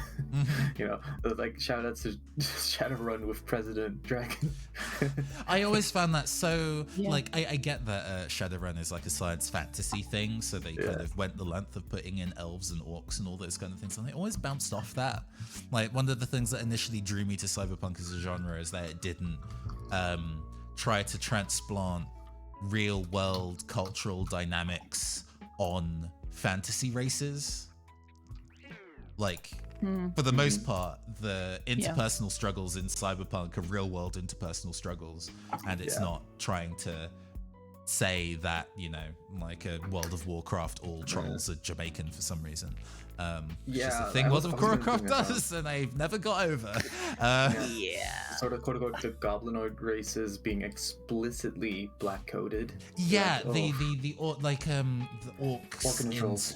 they're Jewish coded in World of Warcraft. Oh yes, they're Jewish coded. Oh dear. But in Shadowrun, orcs are specifically black coded, right down to the point of them having an art movement called orcsploitation. I can't with that style of writing. It's horrendous. It's horrendous. I was once, I won't name names, because we're not about that. But I think it's a good example of this kind of thing, where a little while ago, some years ago, I went on like a round table panel as somebody who was making Shadowrun actual play. I was doing a podcast at the time. It was really interesting talking with other people who were creators, and I think one of the things that I brought up in it was kind of talking about how like race and sexuality come up in worlds that I create and how they're interacted with, and how Shadowrun as a text either doesn't interact with it or interacts it in a way where you can tell that no own voices people touched it, and that bristled me. Yeah. And after the fact, somebody, like one of the people who was also part of those panels and was working on stuff within the world of Shadowrun, kind of dropped me a line and was kind of like, oh, it's really cool that you're making Shadowrun stuff that focuses on art. I am working on a thing that has like an orc rapper in it. Or something like that. I think that was the way around the things were explained, and it was kind of like, oh, well, actually, it really bugs me how Shadowrun as a whole likes to just, instead of having black people be front and center in any of its work, take a fantasy race and say those are black people now. That really rubs me the wrong way. And he was like, oh, and the premise of the thing that I'm writing is that there is an orc rapper whose name is Notorious ORC, and I basically was like, please don't message me again, and I've never talked to them since. Oh my god. I was like, I understand what you're about, good day, sir. Jesus, that's... And I'm sure maybe after my backflipping out of that conversation, they probably understood why I felt that way about that. But so I and interestingly, this game did not do that at any point. It maybe it's because there's a mild issue with, like, the only Orochi you run into is the diehard naturalist, and the fact that you don't run into any other Orochi from a counterpoint of what they want to kind of put that as is, if you don't know anything about the lore, then you might assume that's what they all like. And this happens in a lot of mediums across many different demographics. I'm sure you can think of other real world examples where that is the thing. But the writing didn't feel like they were trying to make Orochis be diehard naturalists. It was just that character, or at least it felt like that to me. I don't know whether that was still a shared thing among y'all or not. Would it help if we saw any other... What was that? Sorry, what was that, Tempest? Yeah. Well, I was just thinking it seemed like a relatively successful visual novel. Was it a relatively successful port of Magic the Gathering? I kind of don't really feel like it, because I feel like what it missed the most is kind of what you were commenting on earlier, Ruben, is the cyberpunk as an aesthetic. And they were using just Magic the Gathering as well. It just felt like an aesthetic. The factions is the core principle of Magic the Gathering. The whole game doesn't exist without the friction between the factions. Players play colors against each other. They make decks that are usually faction based. And so I didn't really feel it. Even I know Toma was going on a lot about Imperial this, Imperial that, but it felt like a gimmick. It didn't feel like a real thing. Yeah, it would have been interesting because we didn't technically, because we came across a Nezumi character. They are largely black affiliated, but that didn't come across necessarily. Maybe the fact that he's an opportunist, I don't know. A lot of we were talking relatively early on that the different colors within Magic have both positive and negative representations of things. So for example, red can be the really passionate and creative one. A lot of cards, if they are artists, will be in red. In fact, there is a DJ card in this game that I adore. I think this might be a moment where we're also going to show a couple of cards from the set that I think are really interesting, because I'm surprised that they didn't come up in this. Let me finish this thought though. The game in particular uses both Cyberpunk as a genre and Magic the Gathering as a franchise's aesthetics, but there are concepts within both that weren't fully collected. Which, yeah. That is definitely, when you have both of those things, access to both of those things, being able to use them in interesting ways is what you'd want out of the experience. Kyodai. Yes. Here's a picture of Kyodai. Because I was like, hey, what does this thing even look like? But yeah, continue your thought. Go ahead. They're both Cyberpunk and Magic the Gathering are such strong, like, just powerhouses of story and theme and, all sorts that it kind of just, it feels wasted. Yeah, it is a shame. I mean, maybe it's a matter of scale or production time on the thing itself. What I personally would have liked was that, maybe you are a colorless character and define what colors of the pie you are, and you can be multiple. There are definitely characters that are multiple combinations of the different colors. As you make your decisions in the game and choose to ally or not ally with certain people, and that might define what kind of color you are.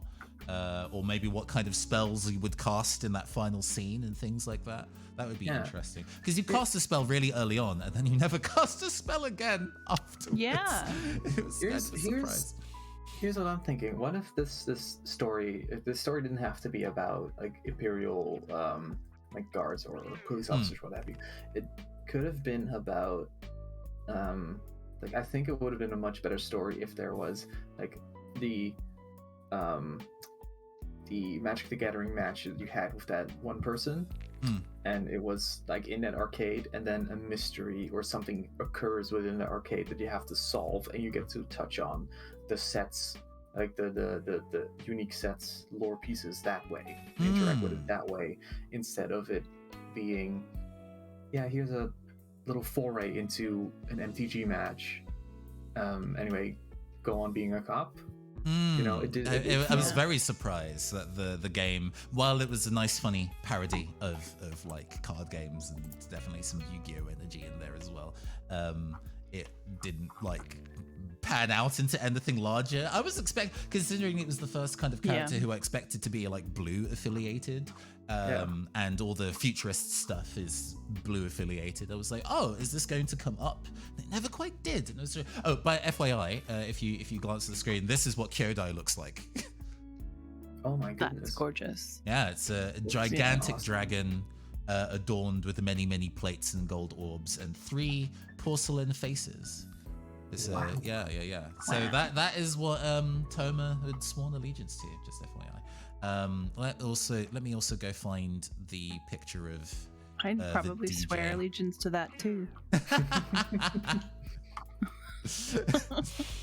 Hey, it is a very intimidating presence. And there's alternate art as well, and the alternate art, I think you get a better impression of what the thing looks like. It still looks very cool. I'm not really much of a dragon person myself, though. I am.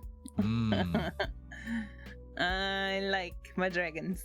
I mean, there is always a kind of like when it comes to any fantasy thing, and you're kind of like, okay, so what kind of like fantasy archetype am I like about? And for me, I guess this is off topic while I'm finding the other thing. I've always liked spell swords as an idea in fantasy stuff. If they are kind of like a trained swordsman but can also use magic, love that for me. That's why my favorite class in Final Fantasy are red mages. I can see that. Yeah, this card, the Tawashi. So go ahead.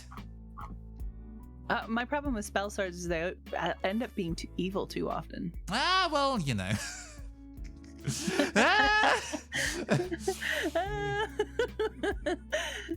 That's just how it be. It's just how it be sometimes. But yeah, this card, Tawashi Song Shaper. The art for this got released long before we found the card text. and I saw that art and was like, oh no, that's great. I love the fact that this dude has like, well, actually, to be honest, this character's design is incredibly androgynous. This musician has rolled up to the function, got power armor, and is using it specifically to spin the wheels of steel, and they are literal wheels of steel. And I'm a big fan. My favorite. I will probably build a deck around this card once the set releases properly in a little bit. Hey, good evening, Naimir. We're wrapping up our little chat about what we've been enjoying and the ideas to kind of take away from our playthrough of Kamigawa, a visual novel. But yes, I do definitely agree that I think this game would really, as an experience, I think it would have really benefited from leaning into what the Cyberpunk means and what the Magic the Gathering means in it. It was a very entertaining story. I definitely agree with what you were saying earlier, that my favorite part of it was having this character, this very imperial swordsman, set a kind of tone of what the behavior of a samurai is, and then very intentionally goes, you want to ignore this nerd, just kind of do whatever you want. And that was really funny. That was really, really funny. It's a shame that we went to a lot of areas. There's that balance of going to areas and having things not go anywhere. And sometimes that can be funny, and sometimes that can be frustrating. Yeah. If this was an actual tabletop RPG, which this feasibly could be, there are lots of there are now about 3 or 4 Magic the Gathering locations who have been turned into Dungeons and Dragons compatible like splat books, and they've been pretty interesting in how you've converted the feeling of cards into what it feels like to roll dice as that instead. And if they do that for this, that'll be actually very exciting. But yeah, if this was a tabletop RPG, if there was a GM telling me to go and investigate these locations and each one wasn't really panning out to be that useful, I would be so mad. I'd be so angry. Oh no. I'd be very Those are my frustrated. favorite games. I have like intentionally tried to mess up stuff like that because I just like, I love the chaos of it. I love the just like stumbling into maybe possibly kind of from a backwards angle actually completing the objective. That's very much my game. That's super not how I write stuff or how I play. Because I primarily write mysteries, right? So you want to write a mystery that's interesting to solve, but is also solvable within a sensible period of time, and the players naturally know where they want to go and investigate. So rambling and accidentally falling onto stuff is pacing poison, especially since a lot of the stuff that we do is streamed, and we want to go and tell an entertaining story in 3 hours or less. Can't ramble around. And now I'm so used to that. If it happens in off-air things, I get really antsy. If somebody was like, oh yeah, no, it's just a sandbox thing, just wander around this environment, go to a different city if you want to, and just find the story. I'd be like, I can't do this. I can't do Yeah. Well, since I joined my actual play group, the chaos energy has multiplied. I may or may not have contributed to that. But we're learning to plan for the chaos. So like I think the last couple of games, our GM's notes have been like, we might get to this where this might happen, and that's it, because we're just having fun, and I think that's just our energy. I think you can do it, but you gotta prep your game for it. You know what I mean? Yeah, even within. Sorry, go ahead. It's something that like the chemistry really has to go forward, because I currently run a game that is just like that. Like I set out a very basic like mission structure from A to B, and they managed to mess it up at A.2, you know? And suddenly I have to think about this entirely different letter C, and that's fun for me because I know the people well and they managed to like make it fun.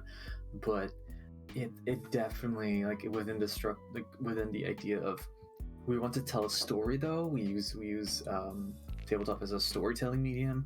It's hard to keep that in there. I found the way to balance that out, and we did this for Arcana Core, so Ruben would be familiar with my running style of this, is to not write the next arc until the previous arc is concluded, and then taking where we've ended up and then using that to define the next arc, which has been really useful for mystery writing, because then I know what my players are invested in solving clue-wise.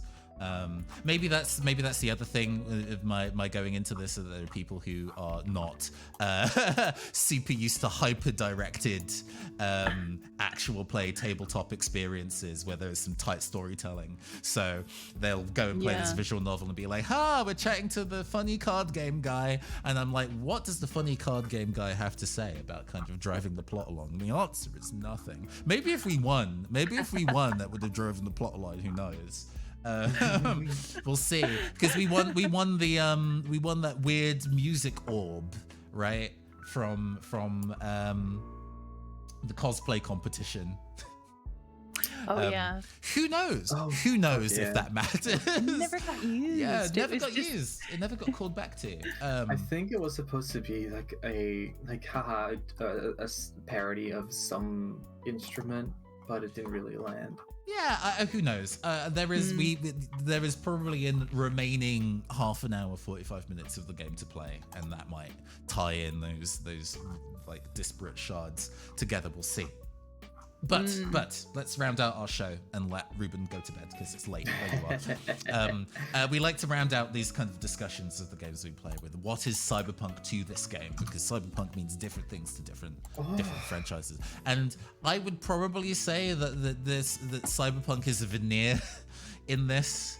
I was gonna say, like, the Cyberpunk were the backgrounds. It didn't feel like anything more than, window dressing, which is fine. It is definitely pretty art, but I think they went in. They like, one of the questions was like, how are you gonna like bring out the earlier time period and then mix it into the modern, or into Cyberpunk? And I think the answer to that question was like, they kind of kept them separated. I mean, to note that this experience is, assumedly, written separately from how the stories of, because as I said, the short stories of Kamigawa and Neon Dynasty are separate from what this is, and are separate from how the cards themselves are written. They're written by different people. So the writing of this doesn't necessarily reflect on the writing of the other bits and pieces of this multimedia that are coming out for this setting, if that makes sense. But yes, I definitely think that this game in specific definitely treated Cyberpunk as a veneer. I think you could probably say that the Cyberpunk is the aesthetic of two equal but opposing forces who are no more right than wrong.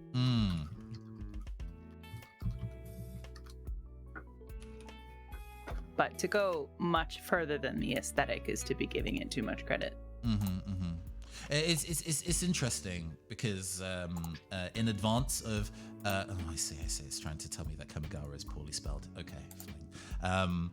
Before when Neon Kamigawa was initially announced, and it was all kind of like, we're going back to the hyper traditionalist Japan plane, and we're making it Cyberpunk now. And I was like, either that's a joke, like this is a hoax, a fake somebody made, because that's absurd, or do we really want to go and do theme park Japan? That feels not great, because there have been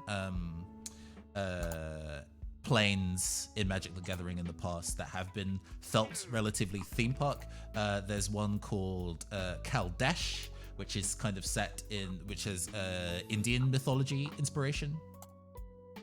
And the area is all about kind of like the city where people are making new inventions made of filigree gold. It's a really pretty location, but it engages with Indian culture very, very narrowly. I think because obviously some of the mythology is tied to current Hindu and Buddhist worship, so they really didn't want to go and take iconography that is reflected by people who still worship those things now and put it in a card game, which is very respectful of them, but it meant that there was a lot of things that just didn't feel South Asian in the product. It just meant that people's names had South Asian roots and people were of darker skin on average, and that was about it. And that felt a bit disappointing.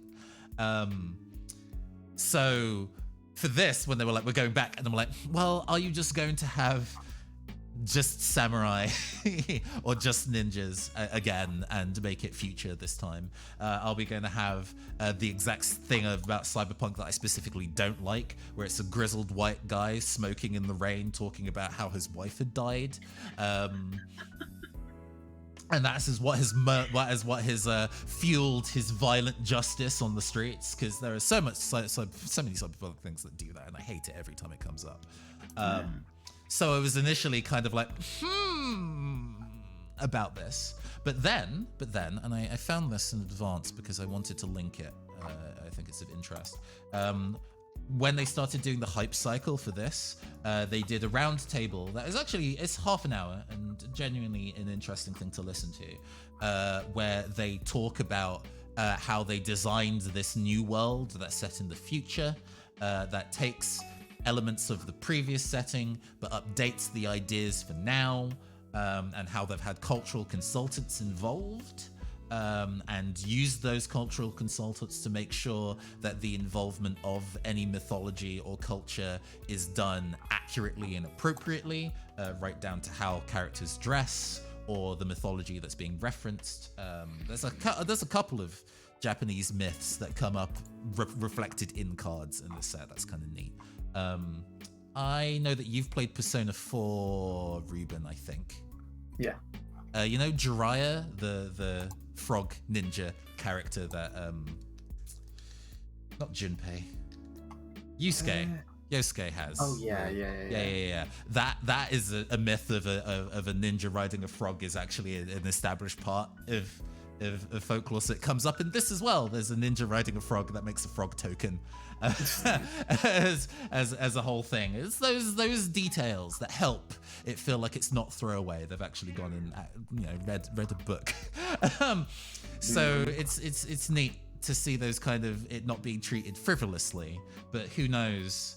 They've managed to land that bit correctly, I think. I think this has managed to not be racist, managed to clear that low hurdle of not being just shamelessly racist. Because there's lots of tabletop RPGs out there that don't clear that hurdle. It did kind of went overboard with depicting sort of like the imperial cults and the aspects of that culture. I would call it, it's Orientalist. Yeah, I would say that again that this game isn't written by the people who wrote the gamers who wrote like the product as a whole. Like I wouldn't because there are certain bits and pieces of this being like, I don't know if that is a thing that would be reflected elsewhere. Making everything a cherry tree is a little on the nose. There are lots of trees in the setting. That's kind of the point. There's even the giant one that we didn't actually see on camera, just was kind of referenced in passing. So yeah, there are definitely ways to kind of hit those snags, and I think this hits a couple of those without doing some of the more egregious ones. But it's there's that kind of thing. But even if the set and I guess franchising as a whole manages to not fall entirely down an Orientalist hole, and there's big active efforts to not to do that. Whether it manages to do the high-tech, low-life aspect of Cyberpunk within its trappings, I'm not quite sure if they manage that as well. It never really feels across the cards that there is a desperate struggle between the disenfranchised trying to survive in the space and the enfranchised trying to be imperious. I don't think it manages that, because I suppose the idea of the samurai being a corporation would be something that wouldn't feel cool, for example. Maybe that might turn people off. I mean, to be fair, the idea that there is a Cyberpunk anything in a Wizards of the Coast product is surprising to me. This is true. because of the implied nuance and political conversation in Cyberpunk. Those are things that WotC doesn't do. Or at least not now. Back in the day, in the mid-90s, they owned the rights to Netrunner as a card game. And so they actually had that as a... Yeah. No, it was originally a WotC thing that existed alongside Magic the Gathering. Then it phased out because it wasn't as popular. And then Fantasy Flight Games bought the rights and made the Netrunner that we have now. And recently, interestingly enough, Wizards of the Coast have bought the rights to Netrunner as a game back. Not the setting. The setting that Fantasy Flight made is their own setting. So the world of Android still exists in other products. But yeah, it's interesting how they did actually have a specific, quite, well, it was very, very on the nose kind of what Cyberpunk was back in the 90s, and then threw that away. And now they're touching it again. They're dipping their toe in again, but they're not dipping their toe in as deep as they did back when, I think. And that's interesting. Whether they potentially could in any works would be fascinating. Even though I don't really play Dungeons and Dragons, I am so excited to see if they make a Dungeons and Dragons splat book for this setting, because I want to see how they manage to, when you as a player can involve yourself in decisions, actually reflect the high-tech low-life that Cyberpunk is supposed to be, or whether it will be a neon fairground. This manages to not just be theme park Japan, but it does manage to be theme park Blade Runner, I would say. Kamigawa Neon Dynasty is theme park Blade Runner, even if it is not necessarily theme park Japan, or at least not as much as I would have feared. Okay, that was a lot of words, but I hope they were interesting words. I don't know. I enjoy waxing about this kind of thing. Yeah. No, it's fun to talk about. I like talking about this kind of stuff too. Yeah. No, I have a lot of ideas about Cyberpunk as a genre, and like where it comes from, where it's going, and like its various utilities as an aesthetic, as opposed to like a genre, which is another conversation to have. Like, is Cyberpunk an aesthetic, or is it a genre at this point?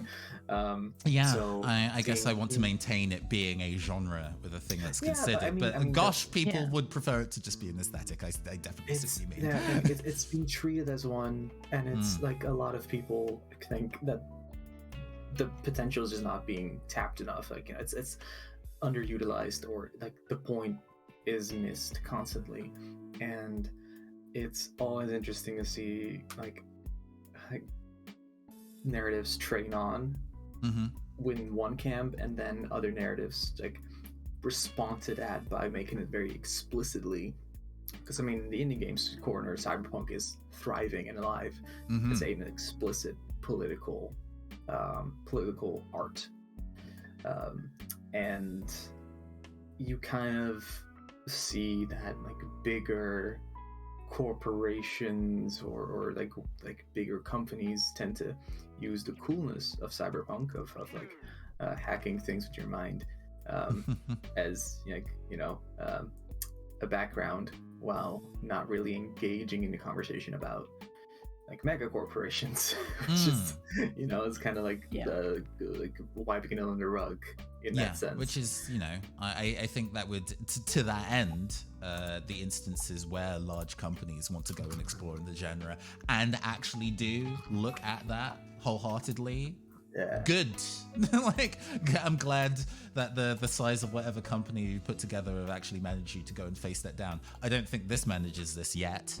It might one day. It might eventually. It might within the cards, because I'm not super familiar with all the cards yet, all the lore. We'll see.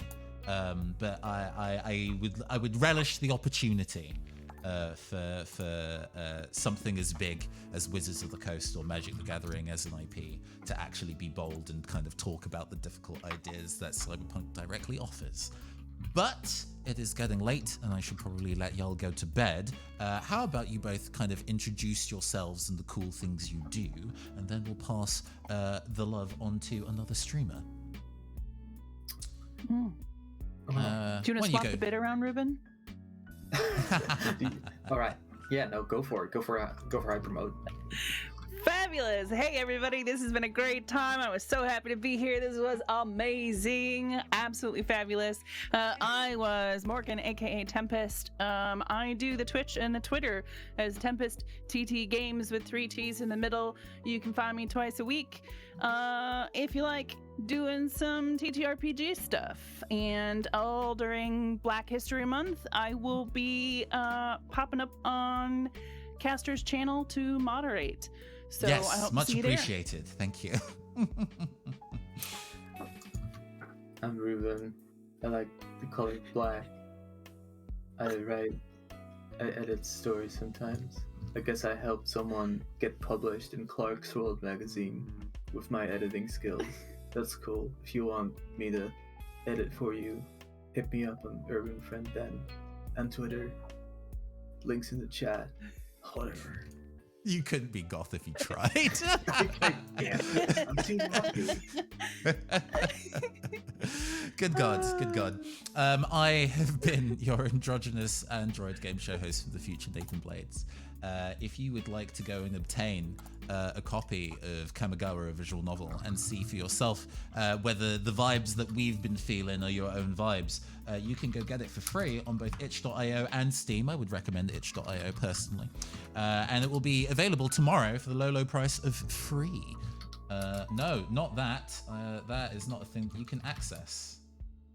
Because that's the private version that gave me the link to the thing. It's fine. You won't be able to see it because it's password protected. What you do want is this one. That link actually has the the version that you can bookmark. The early access version you cannot. I'm sorry. Do bear in mind, actually, once more, that this is the early access version of this game, and there may be actually some changes made to it before it formally releases. But with that, let's go and pass on the love to somebody. I do see that my good friend and fellow non-binary streamer Shanghaied is streaming Pokemon Legends, and they've only just started too, so they're not going to be like immediately ending. They're playing Pokemon Legends. Pokemon Legends is actually a really fun game. I've been enjoying that. Please go and send the love on to them. Let's start that MFing raid. There we go. Brilliant. Okay. Yes. We will see you all next time. Farewell, friends. Farewell.